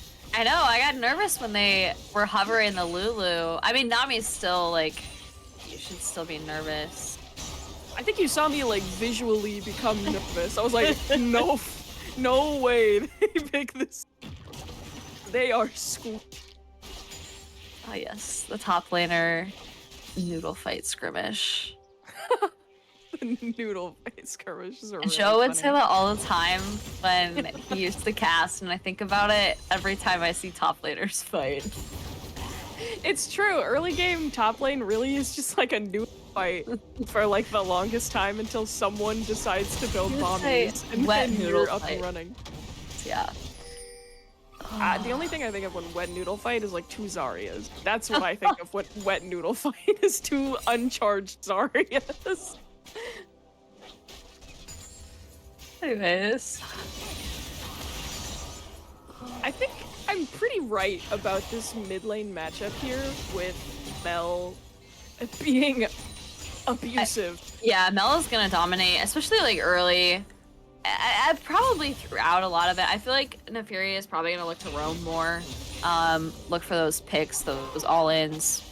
Which once Neferi sees the Mel, once her E comes out, that like diamond, it's like this. Her diamond is like the Zelda ability. I'm losing my mind. The Zelda ability in Smash. That's what it reminds me of. You know, well, the Mel like diamond, her like diamond that goes around her. I heard Zelda and I immediately was like, Triforce. I know that one. But no, I feel like if Nick really wants to get ahead in this lane, like he's going to struggle. But I feel like he's gonna have to roam. He has to roam. Yeah, 100%. Look for picks. I feel like bot lane is pushed in here. Like clearly they have pressure. He needs to buy a sweeper and he needs to start wandering around the map. And once he hits like level 6, like once you get past the level 6 and all that, for sure. I would say he even doesn't have to wait for, say, first back by a sweeper, maybe attempt something bot just to get the pressure off of them, because this is a lot of pressure bot lane that we're seeing here. Like, this Nami and Twitch really is causing to be. Yeah, I mean, I don't think like the Rakan Zyra, I think they're just gonna, I feel like UNI is very much built for team fights and to just kind of like hold back during like the laning phases. Like, I don't really know if there's any of these lanes that are meant to win, which could really be bad for UNI, unless they are really able to get those team fights. I feel like their picks rely a lot on team fights. Which is understandable given that their team fights were so good last game. Every team fight they walked into, they won for a majority of the sense. And I think they have the potential to do that here in the exact sense. That was an insane play by the Cho'Gath there, hitting his silence before Orin was able to complete that dash. Which, bot lane is going to struggle here early game, top lane's going to struggle early game, and mid lane is also going to struggle early game. Looks like they're going to get the kill on the Cho'Gath, everyone being level 6, and it looks like the Lilia is going to get it, which is really big for UNI. We know how strong their jungler is, so with him getting first blood, kind of going right into grubs off of that, great start. It is going to be a big start, however, Oklahoma knows that they can take drag off of this, which is they're pushing to drag, and they're rotating the Nami over there to help, get some more pressure and, just general pressure.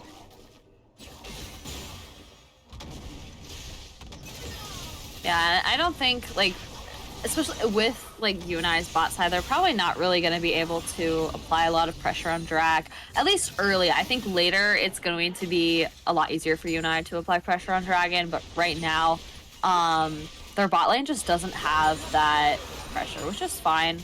They're not really meant to.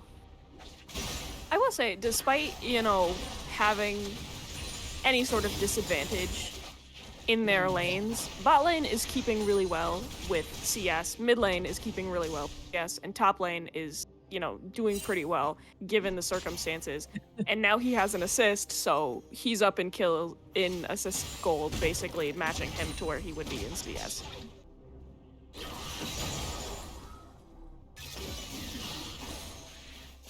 It seems like Nefiri is kind of a good pick against Mel, given that he has so much movement to get out of a lot of her abilities. And I just saw that there, Mel reflected one of his dogs, which didn't do anything. I think that's hilarious.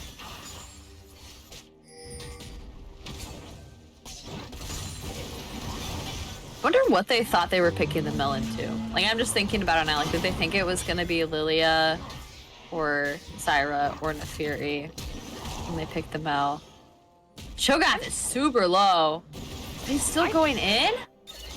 That was a crazy play from Cho'Gath because Orin was in charge of that fight. He was large and I would not have walked back into that with an inch of my life. I thought he was out, but he went back in. So UNI is going to take that kill, being 2-0 right now. So they aren't, which I feel like whenever UNI knows they're close, they start to get hungry. They're like, all right, we almost have that third kill. And they're going to start looking kind of desperate for it. Which it looks like they're hoping to do a little bit of that bot lane here. You can see them kind of he's got his plants positioned more forward than he did previously. Which, you know, some of them are RNG and some of them, you know, placed himself. But you can see he's placing them behind them, so he's preparing to fight, and Rakan is clearly looking for something. So it looks like the Cho'Gath did teleport back, kind of putting a lot of pressure onto the Ornn as he is going to back. How much time do we have for Dragon? Oh, not another 2.5 minutes. It's like Oklahoma potentially looking for a pick on the Nefiri mid. So their Mel and their Twitch are doing such a good job CSing right now and creating pressure. And that was a really good gank mid lane. Oh However, my gosh. Oh my gosh. The flash of the Twitch, but into the Zyra ult. That was a beautiful ult. Like, Zyra was able to pull it off so well without the Rakan being there. Which I feel like is kind of unfortunate. I feel like if the Rakan was there, maybe UNI would have been able to get a pick. But they were trying to apply pressure mid, so they weren't quite able to pull it off. I think it worked perfectly in favor for UNI here. Like, the Rakan rotated mid to try and find something, and in doing so, found the Sejuani doing the thing. And Zyra had ult 6. She's able to fend for herself as long as she's under tower, which is exactly where she needed to be. I think it turned out as well as it probably could have. It did turn out really good for UNI. They kind of shut down any plays that Oklahoma tried to do there. It's like Rakan is looking to go back mid, potentially. Really looking to get his smell caught off. As Sejuani is setting up for grubs. Nani is also mid, so whatever they're gonna do here is 2v2. There is no advantage either way. The only advantage charm is that reflected on the Nefiri. Yeah. So Nami gets the kill. Kron's able to dodge a little bit, but it looks like Nami okay, they do have to back off. So it looks like Oklahoma does have to back off here, and Lilia, I think, is taking grubs, although they're looking to collapse in on the Lilia as the Zyra is trying to defend against the Twitch bot. But he does get the Zyra, getting that second kill. Both teams have 2 kills, really looking to see who is going to get that kill. And Lilia, the jungler for UNI, does claim that feat of war for UNI, getting 3 kills before the other team. And it looks like they're taking grubs as well, kind of coming out on top of that fight here. Top side. I will say, Oklahoma has kind of evened out the gold lead here UNI was up by about 1,500, but they are now just about 200 gold difference from each other and have evened it out despite UNI getting those. With the fight mid lane, they did take quite a bit of pressure back to themselves and evened out the playing field. Their next go is probably going to be drag here, which is going to be a scuffle considering the Lilia is still recovering from doing grubs and had to back and is now quickly sprinting as fast as possible over to that Drake pit as Nefiri is fighting for their damn life. As there's 3 people there and he is just a little dog. I will say something to note. So currently, Oklahoma has 1 dragon, whereas UNI did get all 6 of those grubs, which I don't know if it's going to be too strong for UNI. They don't have anyone who's very good at like taking down towers, maybe other than the Nefiri. But it'll still help them a lot, kind of with those. They took it. Mel does get the kill on the Nefiri mid. Is unfortunate, but you know what's also unfortunate? This bot lane play for Oklahoma. That poor Twitch just got put down, the poor rat.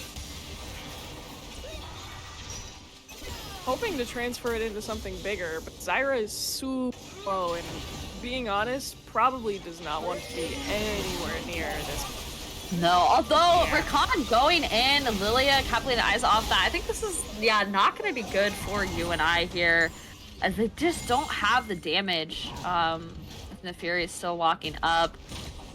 Although I don't know if Oklahoma's really going to be able to take Dragon off of this. It looks like they kind of want to, but they're all so low.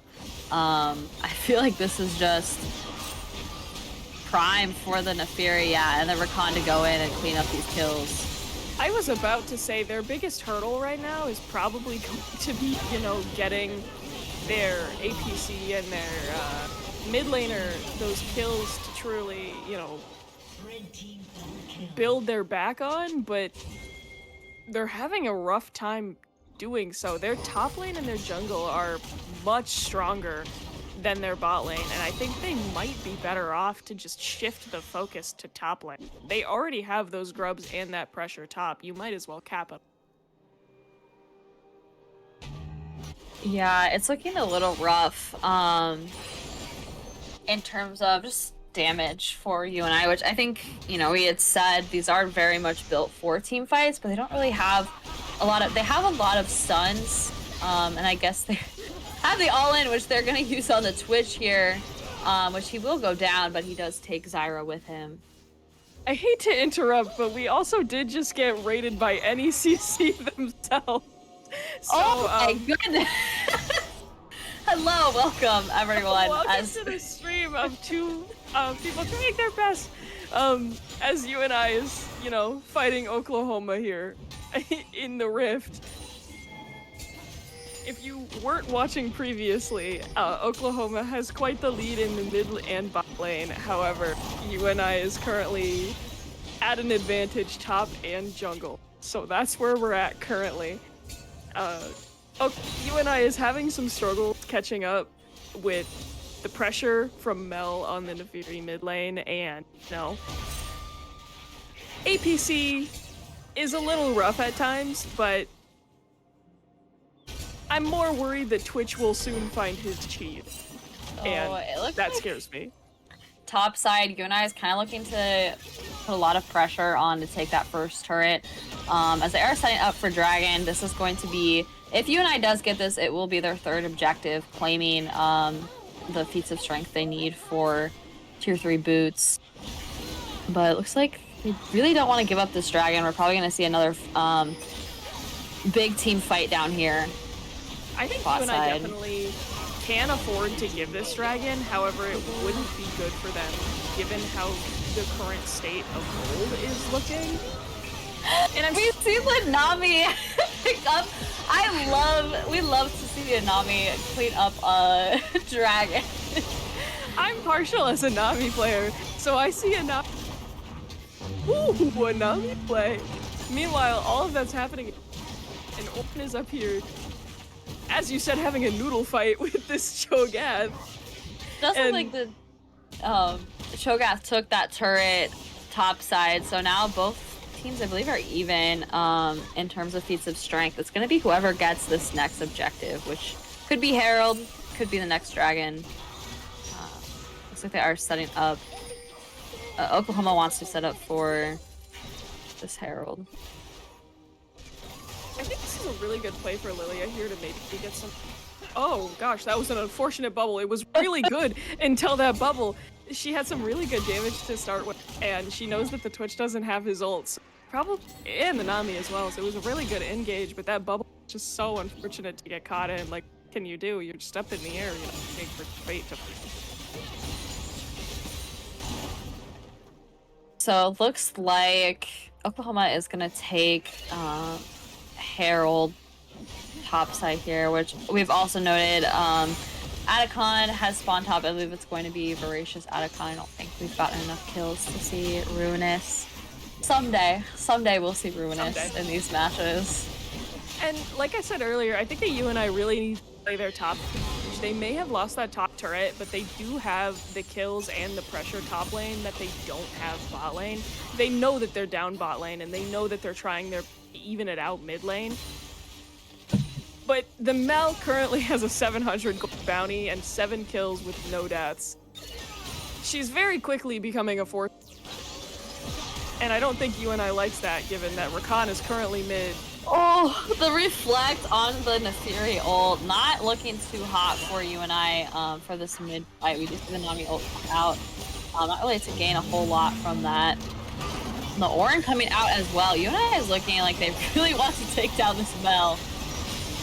I don't blame them. That 700 gold bounty could be a game changer on someone like the Lilia, or like if those two people, I don't know, Lilia alone, if she gets ahead, she's so fast. She has so many abilities.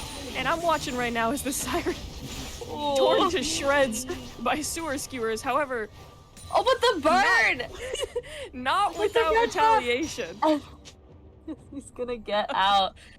We've got a Twitch loose in the jungle. We've got a Twitch loose in the jungle. Meanwhile, there are 3 people slowly collapsing upon his position as he desperately tries to back and successfully gets it off. If I was that Twitch, I would be quaking in 30 health in a dream. Yeah, as we're getting, a little bit further into this game, we do see Oklahoma is up by about 4,000 gold.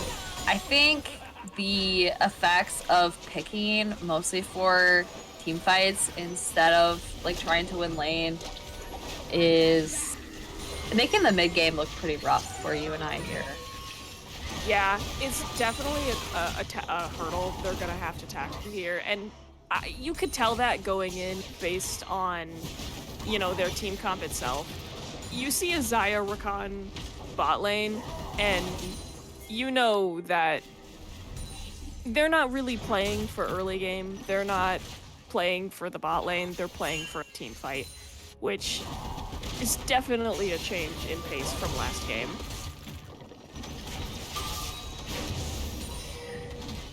So it looks like UNI... Okay, I was about to say they are going to take this top tower. They're very close to taking this top tower.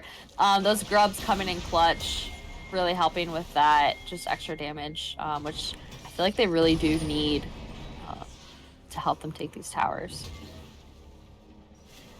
Which I'm very glad they're pushing their pressure top lane. Like I had previously mentioned, this is an unfortunate situation for the Khan to be in. It looks like he's gonna get out, thankfully. But, Otacon has spawned. They want to take that pressure. Dragon is going to be coming up relatively soon, so they kind of have to make or break the decision. Do we want to fight and maybe get a pick and then take drag, or do we win a team fight and take Otacon? Because I don't think at this point they can take Otacon without taking. No, I don't think UNI wants to take Otacon. I don't think either team should take Otacon here personally. I think they want to fight for Dragon. And as I mentioned before, it really depends who. You really need a decisive team fight in order to take Atacon, and I think Oklahoma kind of learned that last game. Oh my gosh, great stun from the Rakan here. Going in, we're seeing lots of ults coming out here. Both teams wanting to come on top so they can go for this dragon or go for Otacon. I was saying that was a huge ult from Rakan going in, and at the very least hitting their backline, they could not retaliate in any sort of way, shape, or form. You're charmed. What are you gonna do? The Rakan is too enticing. Oh, so as this fight is going on, Cho'Gath was able to take a turret bot side, and Ornn went to go match the Cho'Gath bot, and then the Cho'Gath teleported to kind of help clean up these kills, allowing the Twitch to get out. That's crazy. He was very low. And UNI also kind of has to back off. Neither team really coming away able to get anything from that other than the Cho'Gath, who was able to get a turret topside. But they did get something. I don't know if you noticed, but that Nefiri got about 1,000 gold bounty off of that Mel. Oh, I did not realize the Mel did go down. Yeah.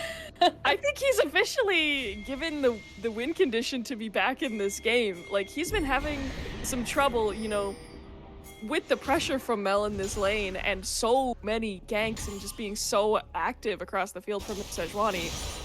That is a huge bounty to get at this point in the game. This mid lane turret is about to get gonna be brutalized. I don't think they're gonna be able to get this dragon, but I don't know. Lilia thinks we can get this dragon. No, Cho'Gath is able to secure it. We see Zyra ult coming out. Here he goes down. Oh my gosh, big stun coming in from the Mel. Able to get a triple kill here. As they chase, looking to get the Zyra, looking to get... Runs. Oh, they're already down. It's just the Zyra. That's the dead Zyra. That's and so they are able to get this team fight win for Oklahoma.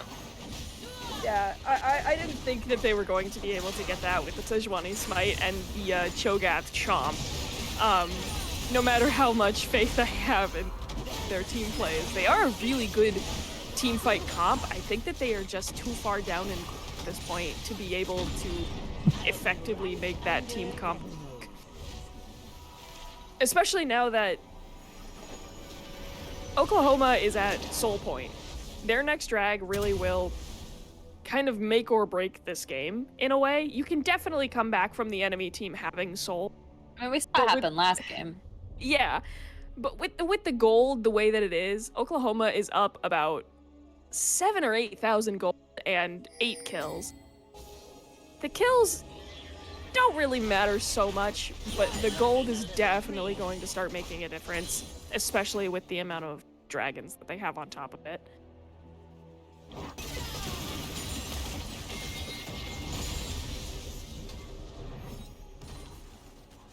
I'm not sure if they're looking for Otacon here or Baron. I think Oklahoma is definitely looking for Otacon here. I know UNI is mostly just going to be looking to stop it. I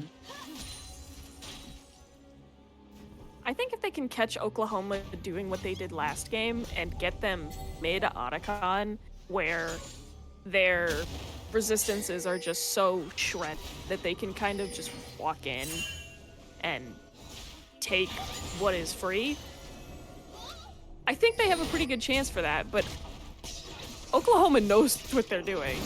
They know that they're setting up. And what is happening? I'm sorry, I'm so lost. Ornn hits a huge that ult, but there's nothing to capitalize but it's just on. not a whole lot, yeah, to do. They were able to take a tower and claim an objective bounty, but still not really doing a lot for UNI, and it looks like Oklahoma's going to be able to take Otacon off that team fight. Which is rough for UNI. I definitely think that they're going to have to play incredibly precise to have any chance of getting back in this game here. The Mel is, 12-1. That's a force to be reckoned with on its own, and this Cho'Gath has no place to go but beefier. Yeah, I'm not really sure what, UNI's kind of push back into the game here would be. I think, we had mentioned that their team comp is very set up for team fights. I think the biggest issue is they don't have a real damage dealer. Like, I feel like Nefiri is very much an assassin where she will go after one person, she will all in, but they don't have an AD carry. And they don't have I just feel like they're really lacking in the damage department, which you can set up for a team fight as much as you want to, but without that damage to follow it up, it's looking pretty rough. Yeah, you can definitely feel watching the game that they just don't have the damage that they would like. And you can definitely tell that Oklahoma knows that they're leaning heavier towards the AP side rather than the AD. And they're building accordingly. Like, you can see that both the Cho'Gath and the Sejuani both cloaks. And that Cho'Gath is looking a little... He's huge.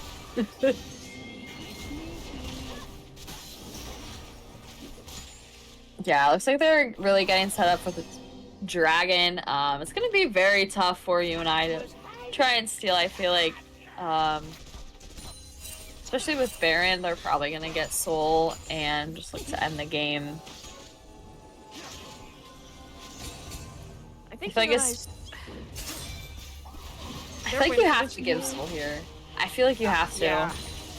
I feel like their only hope is honestly to get this Soul, but at the same point, getting this Soul is going to be fighting, tooth and nail, and yeah, they're not even able to get it. No, they give it, and I feel like you kind of have to. You kind of have to play defensively.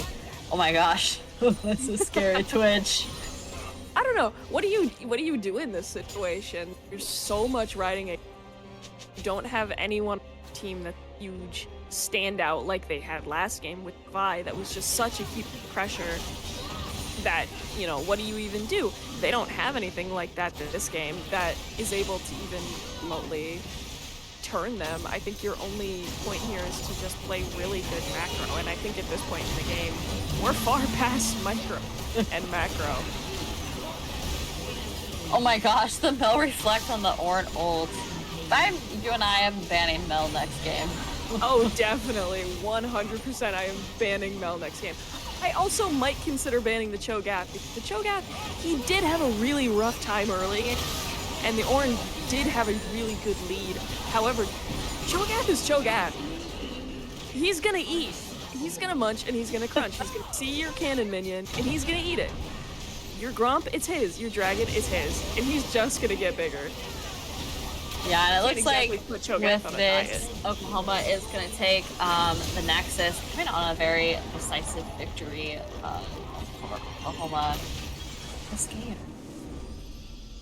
Oklahoma played it really well, and I think that, they got their Twitch where they needed to be, they got their Mel to be, and they really assisted their Cho in making sure he could secure those big eats, such as, like, the drag. We watched that a couple times where rather than the Sejuani take the final blow on it using a smite, you would let the Cho'Gath take it to build his stacks, which is super essential in team playing with the Cho'Gath to make him get bigger and bigger, just to allow him to continue his wrath across the rift.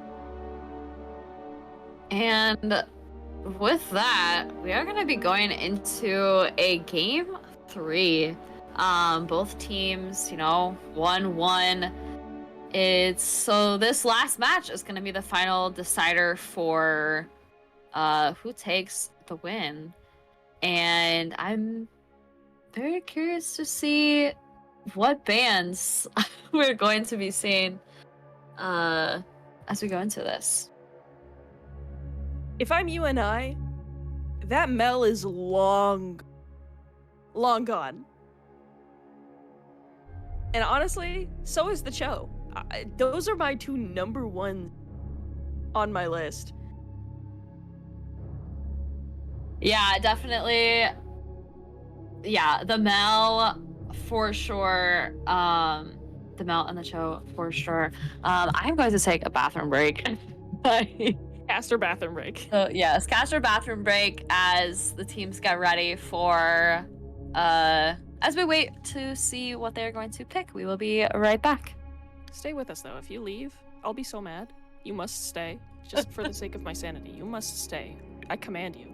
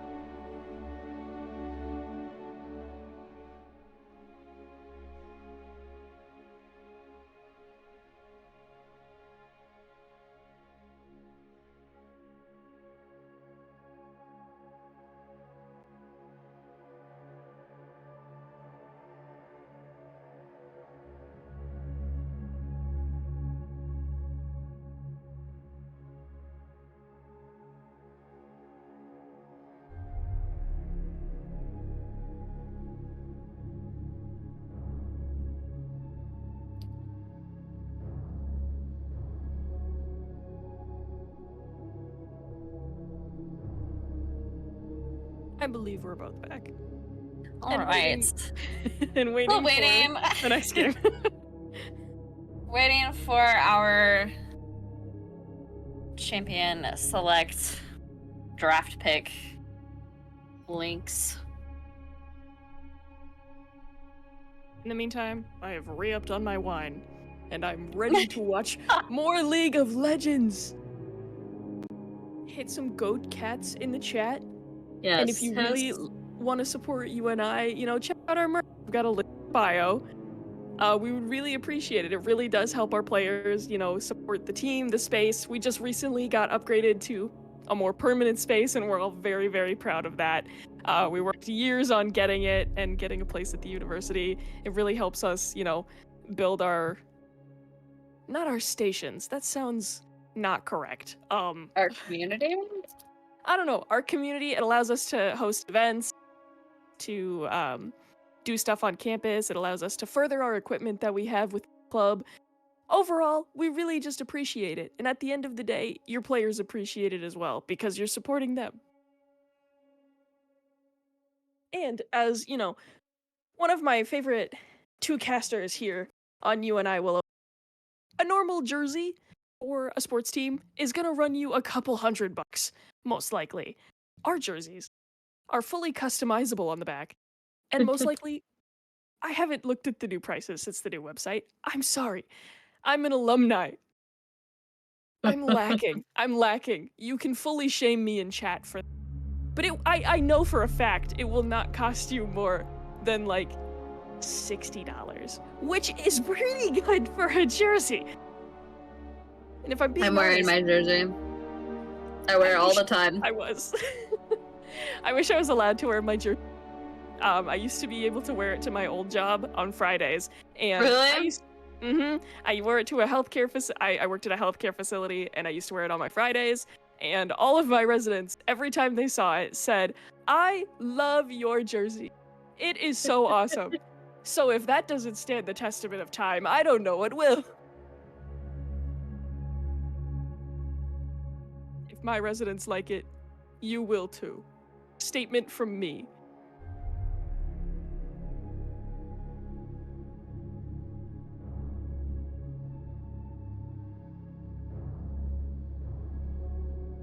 You know, I grabbed more wine. I probably should have grabbed more water. That would have been the smart decision of me. Got my water right here. Same, but I'm running low. I had a water that had it had like times like 8 a.m., 9 a.m., 10 a.m. Like it had like the times of like where you should like drink or whatever. Like those big jugs. It broke. The What? straw got a hole in it. I don't know how. It happened in the middle of the day. I was gonna like say, how did you do that? Like, I it's not like you can take refilled out. it because I would always refill it at lunch. That was my like I drank my 32 ounces, and then by the time it was lunch or like a little bit before lunch is when I refilled it. And I like put the cap back on after refilling it, and there was a hole in the straw. I was like, I don't know what I did while I was filling it up. I don't know if my like nail just like the straw or what.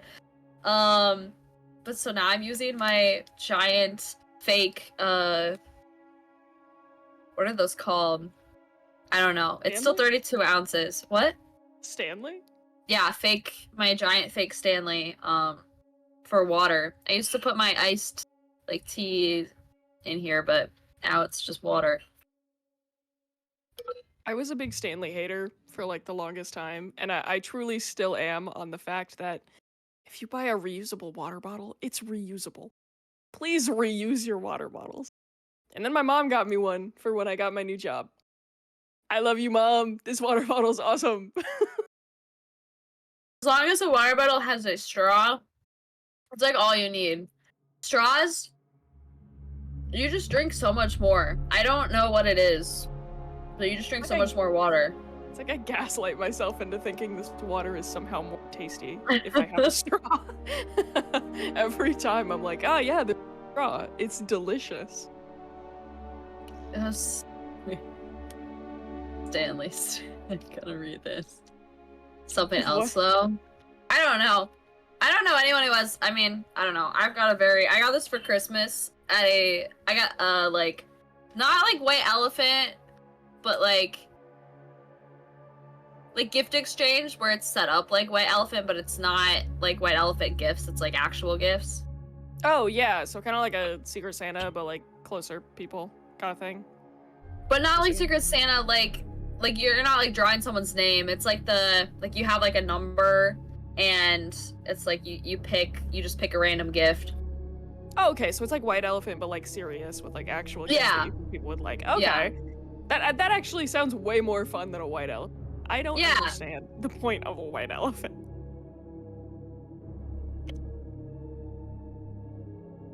Women would go utterly wild for Stanley bottles. See, that's what I'm saying. I don't understand the huge fad and rave. That like water bottles. Just get one. It's or like what were the ones that people would like drop like the hydro flask? The hydro. I hate those because you have to take off the entire top. I hate the cups. I've always hated the water bottles where it's like just a giant like hole to drink out of. Like why? It's don't. It's just a giant hole to drink. Splash it all over my face. It's gonna fall down. My shirt's gonna get wet. Like those are my least favorite type of water bottles. I'm now imagining you're in the middle of teaching a class and you're like, hold on, I need a drink, and you just throw water all over yourself because you didn't have a straw. You're just like, oh man, this is bad. Like I had a water bottle, but I had like a smaller like hole to drink out of. Like those are okay, like if it's smaller, but like the Stanleys and things that are like Stanleys, it's just a giant top. You just gotta hope you don't like Spill it all Like over this. yourself. There's no reason that a hydro flask needs to be that big. No, it doesn't. I never had a hydro flask. I was never that cool in high school. I never had a real. I always had like, my family is a very like off-brand, whatever's cheap. Oh yeah, exactly. Same. This is like the first on-brand water bottle I've had. Have I ever told you my mom, her old work water bottle, she had since 2008. You did tell me about that, yeah. I got her a new one this last year when she started a new job, and she was like, "Yeah, I think I really like these. They look really cool." And I was like, "Mom, here's a Stanley. Take it to your new job. Your old one it literally has 2008 printed on the side from like a fun run that her job did once." I was like, I'm just seeing "Please." Nate's message. D1 reusable water bottle hater. I really am like the I don't know, the king of reusing a water bottle. I've got one. I've got two. I've got three in the back behind me. I've got another one in front of me, and then the Stanley that my mom got. So, someone bought me a plant, or my coworkers bought me a plant, which I don't know how to take care of it. It's very much dying. And this was when my grandma died, and we went to her funeral. And at her funeral, they gave me a bunch of these little water bottles, and now I use these little water bottles to water the plant. Because I'm like, I always take my water bottle with me. I don't need these. So, but I was like, I don't have anything, like, I don't have, like, a thing to, like, water my plant. So I've been, the water bottles work, though, because it's a small top. So I just, like, refill my mini water bottle, to fill, but I don't know how to keep this plant alive. Like, it is so, it is dying. The leaves are turning more yellow and more yellow. No. I think it's like they just bought like a plant that has a lot of different plants in it, and it's a very small, like I think it's too small. Like the pot is too small, but I didn't ask for this plant. I don't want to go buy a pot. I don't know what to do. It's just I think the water delusion has hit us. I looked and I was like, "Oh God, they're picking. There's a Soraka pick. Jency has picked Soraka." We are going to see the Soraka Ace Soul this game. I almost thought about predicting it, but then I was like, well, if they ban Soraka, but no, we are about to see Soraka Ace Soul. It's happening. And I'm really not surprised by this Twitch ban. The Mel, I'm not surprised by that either. But yeah, that Twitch ban totally makes sense after that last game. He found his cheese. You can't really come back from Twitch finding his cheese. He's found it. He's in the motherlode. Congrats. He's scarfing in a corner. Sewer skewers for everybody. They do get the Amumu though. Ooh, I am actually excited to see Amumu ban the last couple games, and here it is. I'm very excited to see the Amumu because I haven't played League in a little bit. Like I've played a little bit here and there. You see Amumu like every game, I feel like. Yeah, I don't truly know how good I think the last time I played with an Amumu, it was me and you, and we dunked on him. so I don't truly know how good the is. Jin! Okay, I thought we were gonna see Ace Slow, but we're seeing the Jin. They said we did not have an 80 carry last game. We need an 80 carry. Interesting. Hey Igneous, are you in spectate for in the client side?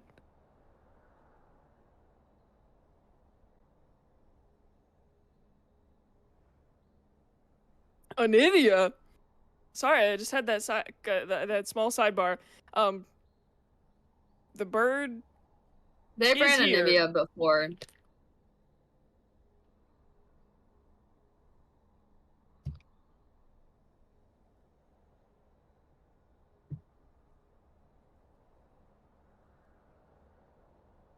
Yeah, no, I've never seen the Anivia before.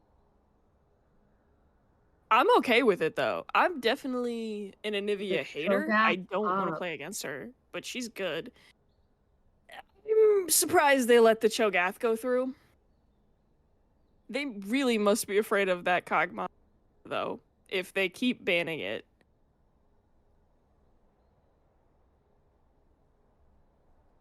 Personally, I'm afraid of the Cho'Gath. Not in, like, my general games, but they played the Cho'Gath really good last. If you can see my confused face right now, chat. I think both of us have a confused face just for the banned Gwen. I don't know why. Phil, are you playing? I don't know. Do I need to get my Gwen scissors off my wall? Because I will, I guess. Put me in, coach. I've got like 200,000 points on her. I could probably whip something up in the kitchen. Are they just banning every jungler they can think of? I don't... Maybe. I don't know. I don't know. Put me in, coach. I could whip something up in the kitchen. Let me on Gwen. Maybe I'm don't. very...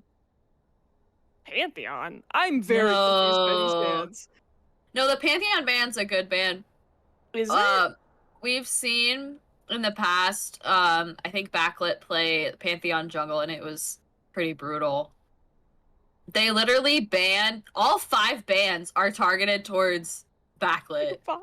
All 5 bans. That's crazy. They do not want this man to play, and granted, UNI's bans are entirely based towards the bot lane, so they don't want their bot lane to play either, so it's kind of a 50-50 coin here on we don't want each other to play anything. Senna, I like. I'm down with the Senna. If we get anywhere past 25-30 minutes, I think Oklahoma runs this game, simply for the fact that they have a Senna, they have a Cho'Gath. The Senna's just gonna collect souls the whole time, and she's gonna scale. And Cho'Gath, he's gonna eat. He's gonna scale. Mel scales too. Oh, and I guess Mel. I haven't played against enough Mel to... But yeah, they've got 3 scaling people on their team. I think if they're able to make it that far in the game... Darius? I have a hard time. UNI, I think, realizes this very quickly. They've got really good level 1 so far. Jhin, pretty good level 1. Darius, pretty good level 1. Soraka, she's okay. She definitely has the potential to get things moving and shaking level 1 and level 2. At least level 2 when she gets her W. I have never heard of anyone starting W on Soraka unless, you know, desperate times, desperate measures. Vern, more like I have never seen this pick before for UNI. What is going on? I thought it was gonna be Darius jungle, but it's Darius top, Ivern jungle? What? I'm down with this. This is a whole lot of chaos that I've never seen before.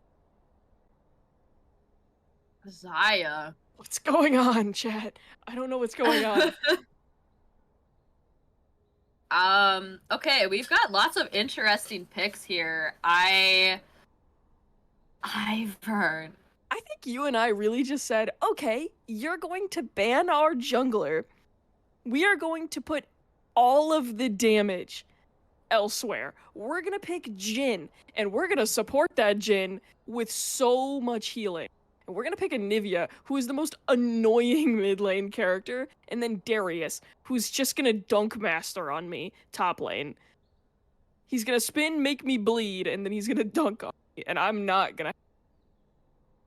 You know what would be really funny? Is if Backlit isn't the one playing jungle this game.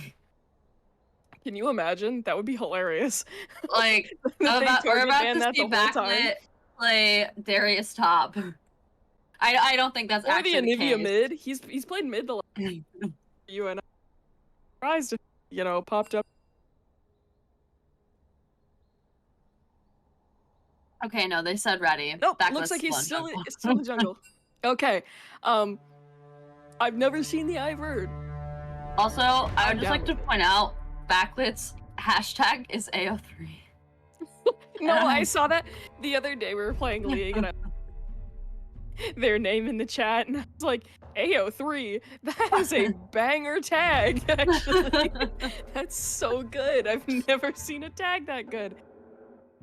I think the only tag that I think rivals that is Joe's, where his name is Culver's Critic and his tag is hashtag.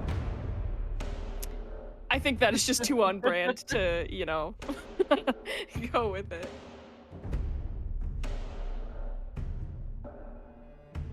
All right.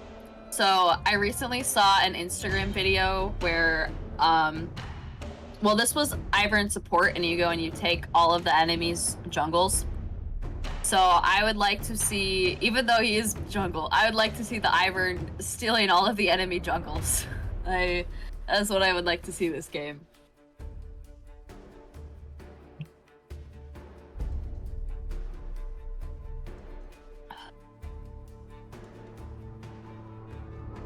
Sorry, I'm tabbed out messaging one of the players now. I'm doing some good things in between. But I'm really excited to honestly see the Darius Cho'Gath. I think Darius is going to struggle a little bit against Cho'Gath late game. But, you know, they do have the Mel Zaya Senna. We've seen him put on the pressure early game. I think he's going to be able to put on the pressure, get first blood, get some picks.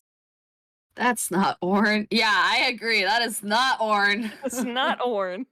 Very much. I feel like if I go into a game, I feel like Ornn, like if I see an Ornn or if I see a Darius, I feel like I feel the exact opposite when I see an Ornn versus when I see a Darius.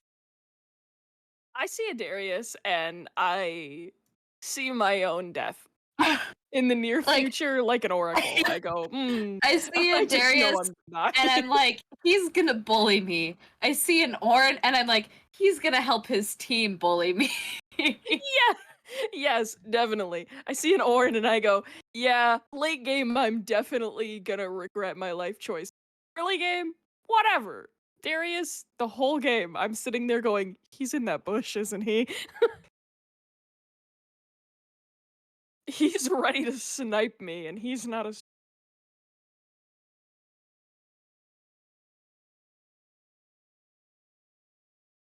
We do love to see the Soraka. I previously, I was reading the chat. Previously, the Soraka was the only time I had seen UNI win was when they had Soraka on their team. And the enemy team, for one round, did not ban the Soraka, and UNI ran the Soraka. So I'm feeling the power of the banana. See, and I know that Gen Z is really good at Soraka, like, just from histories watching past. Like, I know that he's good at the Soraka. I know the back pocket pick that most teams usually ban, but they see backlit as too much of a pressure to even ban any supports this round, which I don't blame them. They've been playing really good this whole game, so I really don't blame them. I am curious though, like with the Ivern, you're just not gonna have. I don't know. Like, are they gonna have the damage? I feel like he'll be able to apply a lot of map pressure, and he's just kind of counting on like the Darius and the Jhin and the Anivia to clean up on that pressure that he's able to apply. Yeah, I definitely think that the pressure for just generally Ivern being Ivern. If I see an Ivern ganking my lane, I'm like, I'm not necessarily afraid. I'm more, you know, God, I really hope he doesn't hit that ring and that I don't walk into it. Because if you hit that, it's probably GG in that fight, just depending on the laner. But if it's me against Darius Ivern, it's probably GG for me. It looks like they're not going 5-point. They're all going to sit top lane, which they have not done up until this point. They usually sit 5-point, which is, you know, 2 in the top jungle, 2 in the bot, and 1 in the mid lane to cover all bases. But this is... like both teams are looking to invade, potentially. I kind of like it. I kind of like the unpredictability of both teams here. You know, Oklahoma pushed really far forward despite not having their top laner, and UNI pushed deep into River, as deep as you probably can go, given there's no further They pushes. are backing off, no invades. Both teams just kind of protecting for an invade.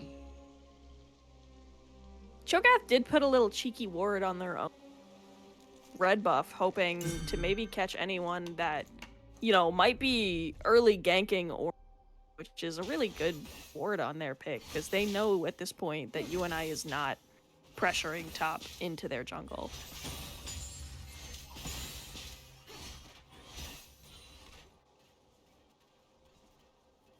For a second, I thought that Amumu was the mid laner, and I think that would be an insane pick. I think I'm just losing it. I'm having league delusions. It's, you know, game 3. I think it always gets kind of late. Gets to that, you know, you've been talking about League for 2 hours, your brain starts to just You know, I woke up at 6 off. a.m. this morning. It's now 11 p.m. It's a lot. And Nivea's getting bullied a little bit in the mid lane, but not without retaliation. I think they both have a lot of really irritating damage, and it's probably just going to be a stagnate back and forth for most of this game. I am really excited to see the Jhin. Yeah, I think the Jhin has a lot of opportunities to kind of pop off here. I think this bot lane also picked their comfort picks. Like, Jensi, obviously, he is comfortable on the Rakan. Like, we know this. He's played it before, but he's also very comfortable on the Soraka. And Nink is very comfortable on the Jhin, despite Jhin not being at his best right now, just as a character. The Mel reflect. I would have banned the Mel, I think, after seeing it last game. Oh, definitely. I think it would be high on my priority list, but they definitely know something that we don't about their bot lane. Given how much pressure in the pick ban phase that they put on their bot lane. So I'm assuming they did a little bit more research than we had the time to today. Big invade from Ivern. Did he get the blue buff? No. I don't think he did, but he is doing a lot of damage this way. Oh, but the Mel's gonna come in. Not without getting first blood. Oh my gosh. You know, that was a huge kerfuffle, but like not without getting blood. UNI is gonna want to back off here. Not looking too hot with the Mel. Definitely. I don't think Jhin... Oh, no, Jhin barriers. Huge barrier. Nice job from UNI backing off. And this allows Anivia to just kind of catch up, get the wave back how she wants it. Mel has to reset. Anivia's going to have to reset as well. But it does give her kind of more control over lane that she did not have before. Yeah, and, you know, Jhin is able to recover here. Meanwhile, the Senna is... Oh, she does have her Q, which she's able to from, but it looks like there's going to be a bit of a scuffle in the mid-river, which mid lane is coming up for. Mel is going to be late to the fight, which is unfortunate for them. And it looks like... Huge flash from Anivia. Darius is going for this kill. He really wants it. They do get the stun off on the Cho'Gath. Flash comes out. Big root from the Mel. And I don't even think that was a flash. I think it was just Ivern that he was able to lock onto and, you know, drag himself to. So I don't even think... Oh, but Darius did flash earlier. You are... I'm losing my mind. It's 11 p.m. delusions for an adult professional, such as myself.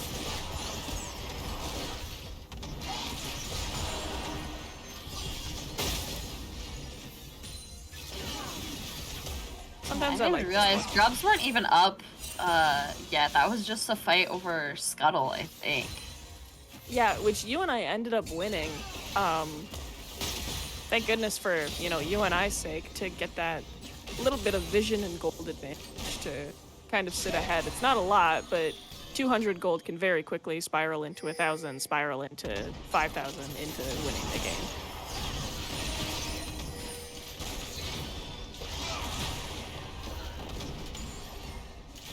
Yeah, very worried about all our scaling champs.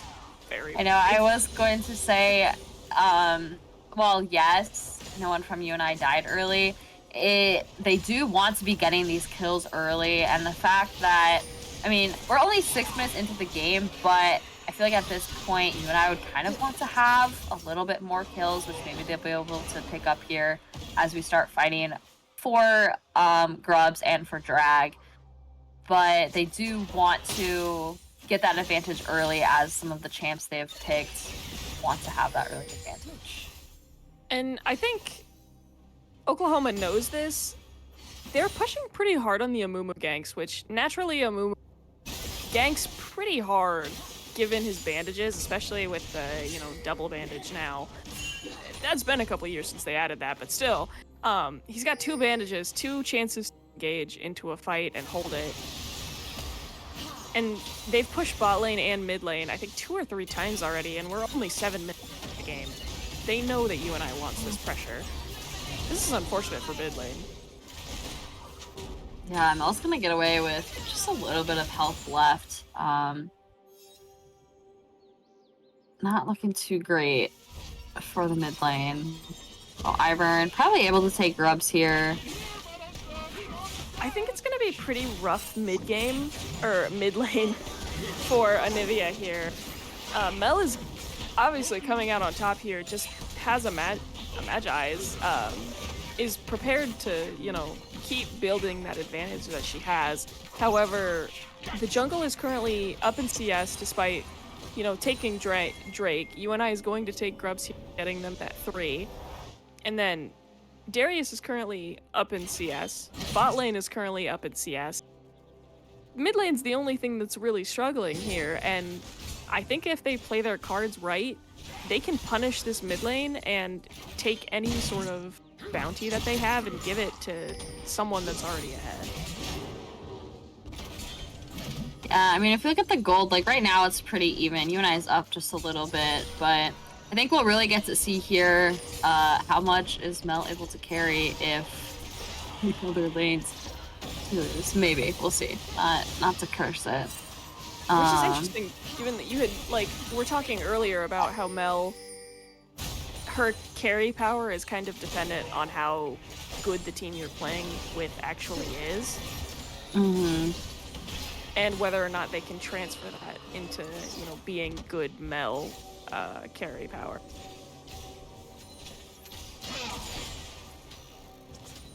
Yeah, I mean, right now, looks like, pretty much everyone's hitting 6 across the board. Looks like we're maybe going to see some skirmishes here, bot. As we've mentioned, UNI really wanting to get their top lane and their bot lane up. I think that's going to be really important for UNI if they wish to kind of snowball into this mid game. I know that Gen Z was really looking for some warding advantage there to try and push into their jungle to get any sort of glimpse into what's going on, and it looks like he ended up getting that little bit of a deep, which kind of reveals there.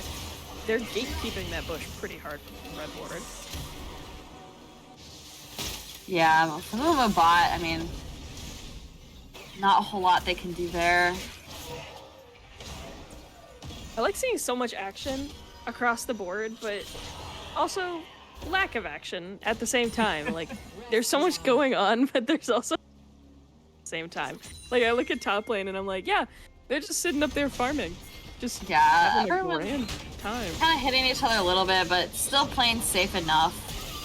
We do have the Ivern gank coming in, although Mel looks like she's pretty much able to walk off, use her deflect or E ability.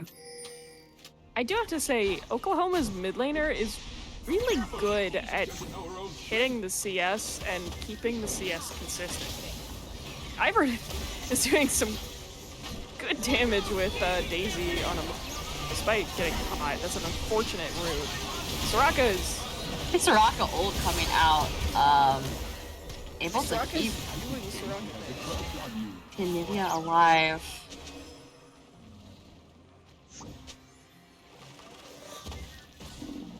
So it looks like Oklahoma is going to take that first feat for Warfare. In terms of the kills, looks like both teams only have one objective, no towers, looking like they're going to come down anytime soon. So kind of see who's able to take the next one. I think this is kind of the make or break point for UNI here. I know it's pretty early in the game, you know, 11 relatively even on kills and, you know, objectives, but the Cho'Gath now has his Heartsteel. He is 6. He is going to start stacking, and he's only going to get bigger from here. Same with Senna. She's only going to get bigger from here, and Mel is obviously going to stack as well. It's just an uphill battle, a little bit of Sisyphus, if you will.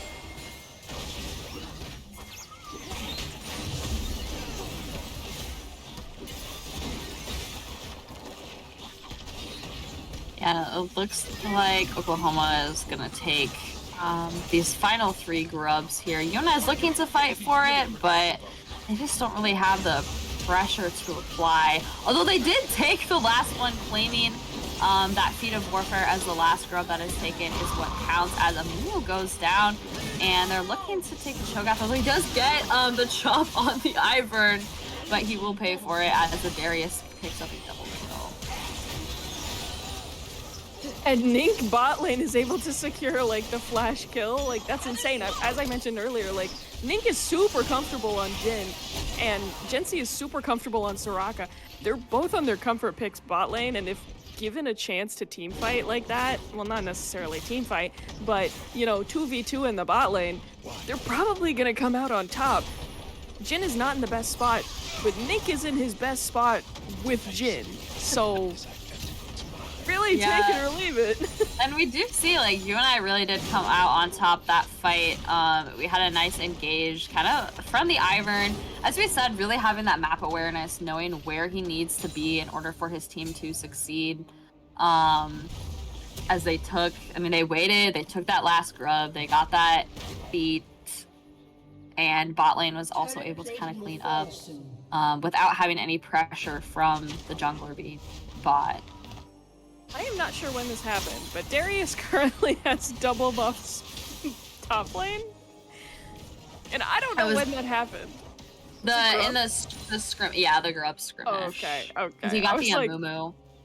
I was like, this Darius has such a huge pressure on top of the Cho'Gath right now with double buffs and Ivern being top lane for I think UNI is looking to get the first turret top lane here, especially as turret plating has fallen. I don't really blame them with the Daisy being able to, well, normally Daisy being able to take turret aggro, but unfortunately, you know, backlight gets caught in the turret aggro instead. Still able to get that Cho'Gath, and this top lane just done for. Yeah, and we're gonna see now, so all that's left in terms of feats is gonna be whoever gets the next dragon or whoever gets Herald, whatever goes first. And I mean, feats of strength aren't the most important things. I mean, we've seen Oklahoma get it at both games. So UNI's won without it before, but it would be nice to see them able to acquire that. Pretty much whoever gets this next dragon. So Darius is probably going to want to back out here. I think he does win this fight 1v1 against the Cho'Gath there. He's just munched and crunched, and it's really unfortunate, but yeah, I think 1v1, he wins that fight. The Cho'Gath being there off of respawn, unfortunate. I maybe would have started to back off a little bit earlier, but he's also 3-1. So I'm a Darius, I'm 3-1. I'm on top of the world. I get it. This Mel is just so abusive in the mid lane. How do you even deal with that? I mean, I guess I don't know what it's like playing Anivia into Mel, but I know whenever I play into Mel, it's very much, you just look to farm, and know that you're going to be more impactful in team fights. Well, knowing that, and, you know, I don't play mid lane too much anymore, and I definitely haven't played against a Mel in a mid lane. But I think Anivia is honestly the perfect pick for doing that. Anivia's ult is perfect for, you know, sitting around and waiting for a team fight and hitting the biggest ult known to man. Meanwhile, Jhin is currently waiting in the bot lane to hit a huge play with Ivern ganking behind. I think a little yeah, I think a little bit of a premature ult from Jhin, but nonetheless able to create quite a bit of pressure, and both of them are half health coming out of it. Sorry. But it does look like, you know, during all of that, with everyone showing bot side, Oklahoma is going to take Rift Herald top. Which I honestly think is a good play from Oklahoma going back.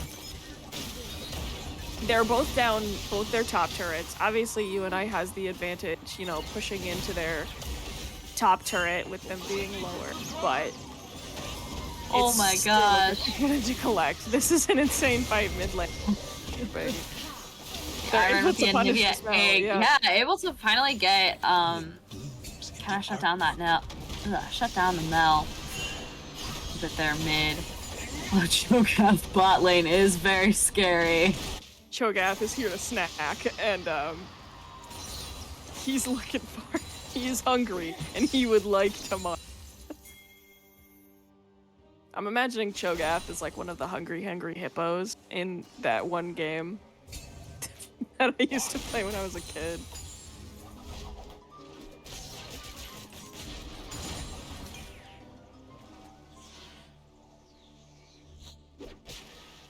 I also know that Cho'Gath is currently looking to build as many stacks on his heart as possible. He kind of just wants to get into fights, smack someone once within, you know, 3 seconds of his Heartsteel proccing, and then get out of there or get the ult and kind of just munch someone down.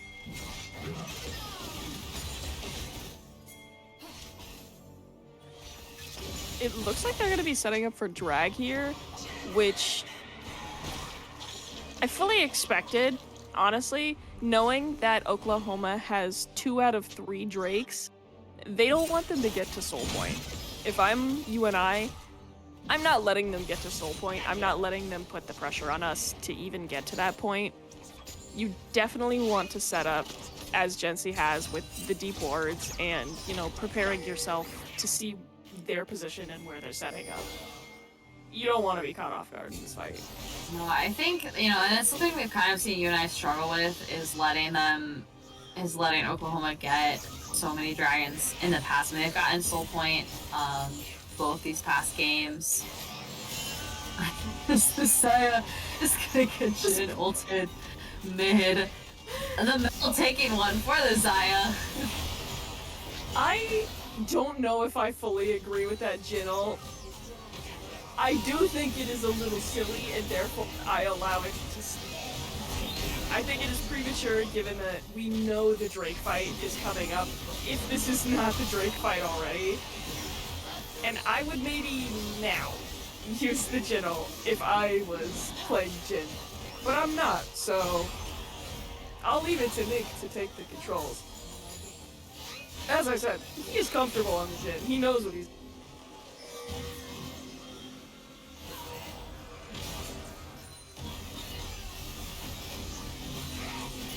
Both teams, you know, kind of taking some damage. I know we're looking. I mean, the Cho'Gath just has so much AP, so much health to tank. The dragon, whereas I don't feel like UNI really has. I mean, the Darius kind of, but nowhere near as much tankiness as Oklahoma has. Yeah, no, definitely not. Oklahoma, especially with that Cho'Gath, he's only gonna get tankier. You can't stop him from getting tankier. He's got the Heartsteel and he's, you know, Cho'Gath. Even just Cho'Gath minus the Heartsteel, he's just gonna get tankier. And I That's about it. If UNI is looking to take the tower over Dragon, I mean, it's not looking like it's going to work out for them. But it almost seems like they would rather, like, it seems like that's more what they were playing for with this fight here. At the beginning of that fight, I definitely started to understand the Ivern pick a little bit more. I really am starting to get it. It's clicking in my head what they were going for. And I haven't quite put all the pieces together. Because as I said, it's 11 p.m. and I woke up at 7 a.m. and I'm a little tired. But it's clicking into place, and I think they might be able to punish them a little bit for the drag. Even if it's not, you know, winning a team fight and getting the drag and soul point. Or, I guess, deflecting the soul point. They did put a lot of pressure on them.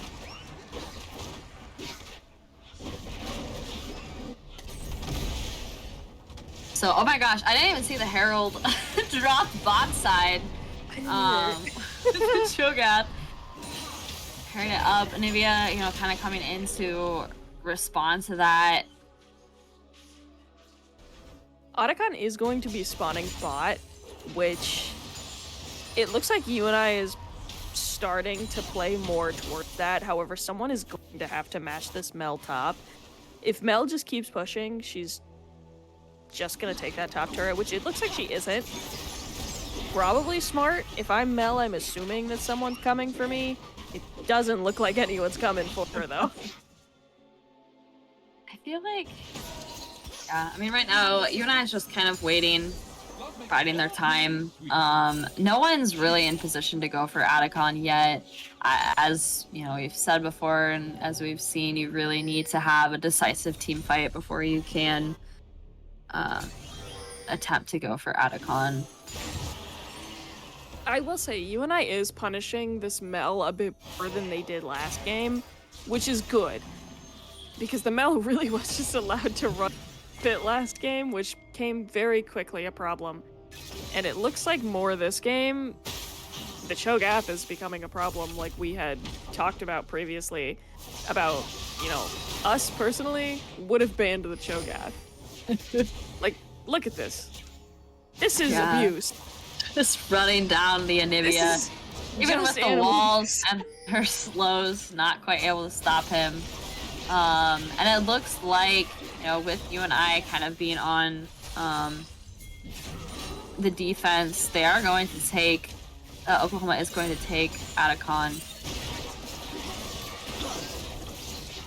Looks like UNI is going in to try and disrupt if possible. I don't think it's, no, it's definitely not going to be able to come to fruition, but I definitely saw the vision. I don't think there was much you could do with the positions that people, especially if you didn't know that they were taking. No, but it looks like Jin is gonna get to take mid off of that, which we know UNI had been like, they really wanted that mid turret, which they do finally get it in trade of Otacon.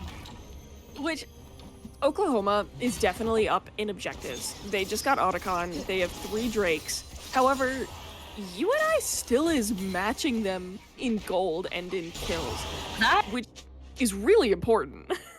Yeah, that was something I found interesting. Like, I feel like watching this, I feel like Oklahoma has the advantage, but I mean, looking at the stats, it really, other than the Dragons, it looks kind of even.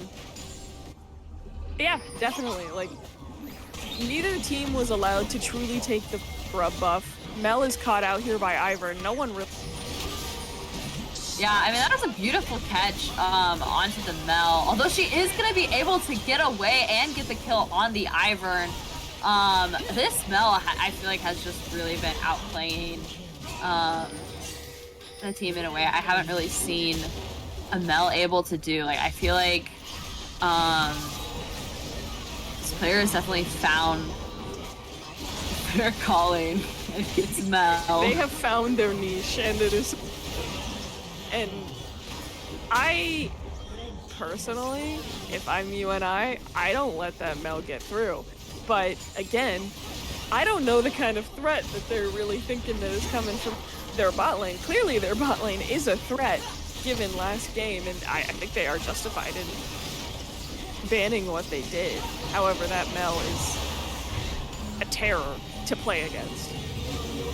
Yeah, I think that Mel has been using her, like her reflex very responsibly, like just very, very smart, in how she's been using those to, like, kind of holding on to it, taking some damage, letting UNI think that they've got her, and then, haha, Uno reverse card, and she gets away. Quite literal Uno reverse card with her, you know, deflect. But she is now 9-2, 400 gold bounty. I think if they need to take this drag here, or, you know,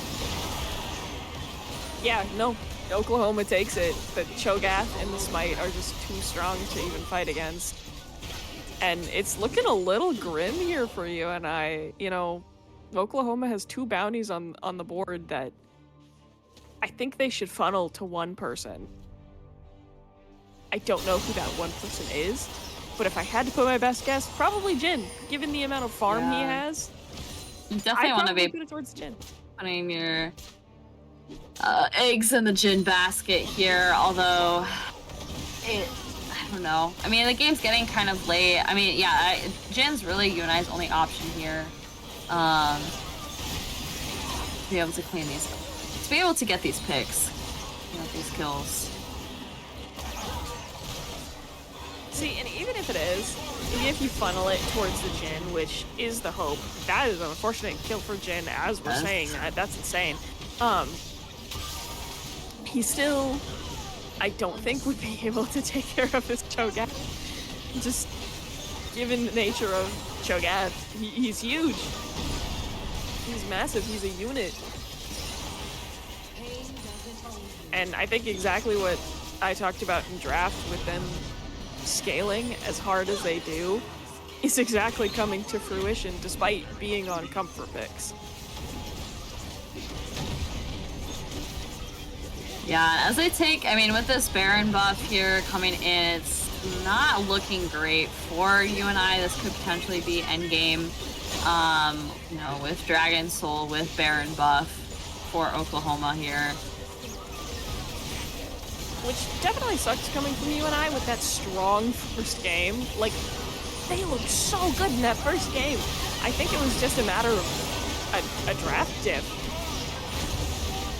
Like, they did so good drafting, but I just don't think this was the team to draft it into, kind of thing. Yeah, I do feel the draft differential here. I'm not entirely sure how different it would have been with different picks, different bans, who knows. But I feel like, we had a valiant effort from both sides, and it was a game we got to see. We go to all 3 matches. I know we saw that week 1. I don't know. I didn't go back and watch week 2, but UNI is still putting up a fight, even though they've lost. And I think as we get into the next weeks, maybe they're gonna, kind of take what they learn. They're still kind of figuring out what exactly to do. I feel like having 5 jungle bans is pretty rough, especially when that's kind of usually your carry for the team. I feel like it was definitely a lot to handle, given that they, Oklahoma had their niches, and they were very comfortable in them and didn't really give them away in the first one. And then UNI just getting so heavily banned. Like, I don't know how you come back from that, just getting everything that you play just pummeled out of you as much as... It feels rough. I feel like they all played relatively well. Like, there were definitely some down moments where I'm like, that's maybe not the best play that I would have seen in my life, but overall, I think it's probably the best they could have done in the moment. Like, I definitely wouldn't say, yeah, that was objectively horrible.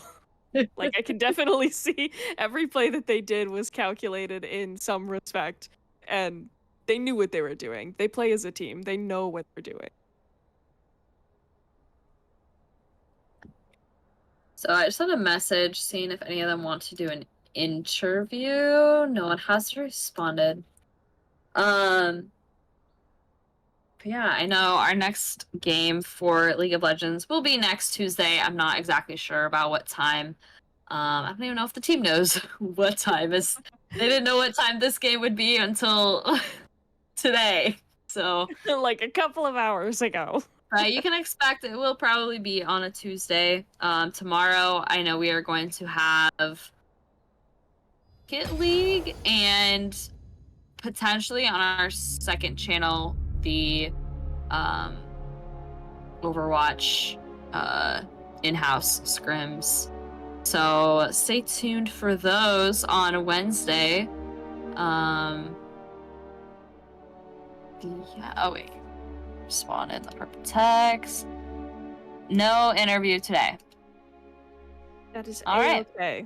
I completely understand. No, very wanting to take some understandable. time. I think, it's 11 p.m. Maybe people are tired. As a teacher, I am tired. Bill, I'm sure you are tired. College students probably not tired, but it's definitely tired. I also want to say UNI, you guys played great tonight despite losing. Especially your first game, you guys were on top of it and hot and ready to go. And I think you guys are going to do great going forward despite losing this match. Y'all are great. That's all I got to say. And I love watching and I love seeing you guys play. Yeah, we're excited to see you guys next week. So with that, my name is StarClana. Joined with me is Baylor Joe and Igneous, and we will see you guys maybe next week. As always, go Cats. Go Cats.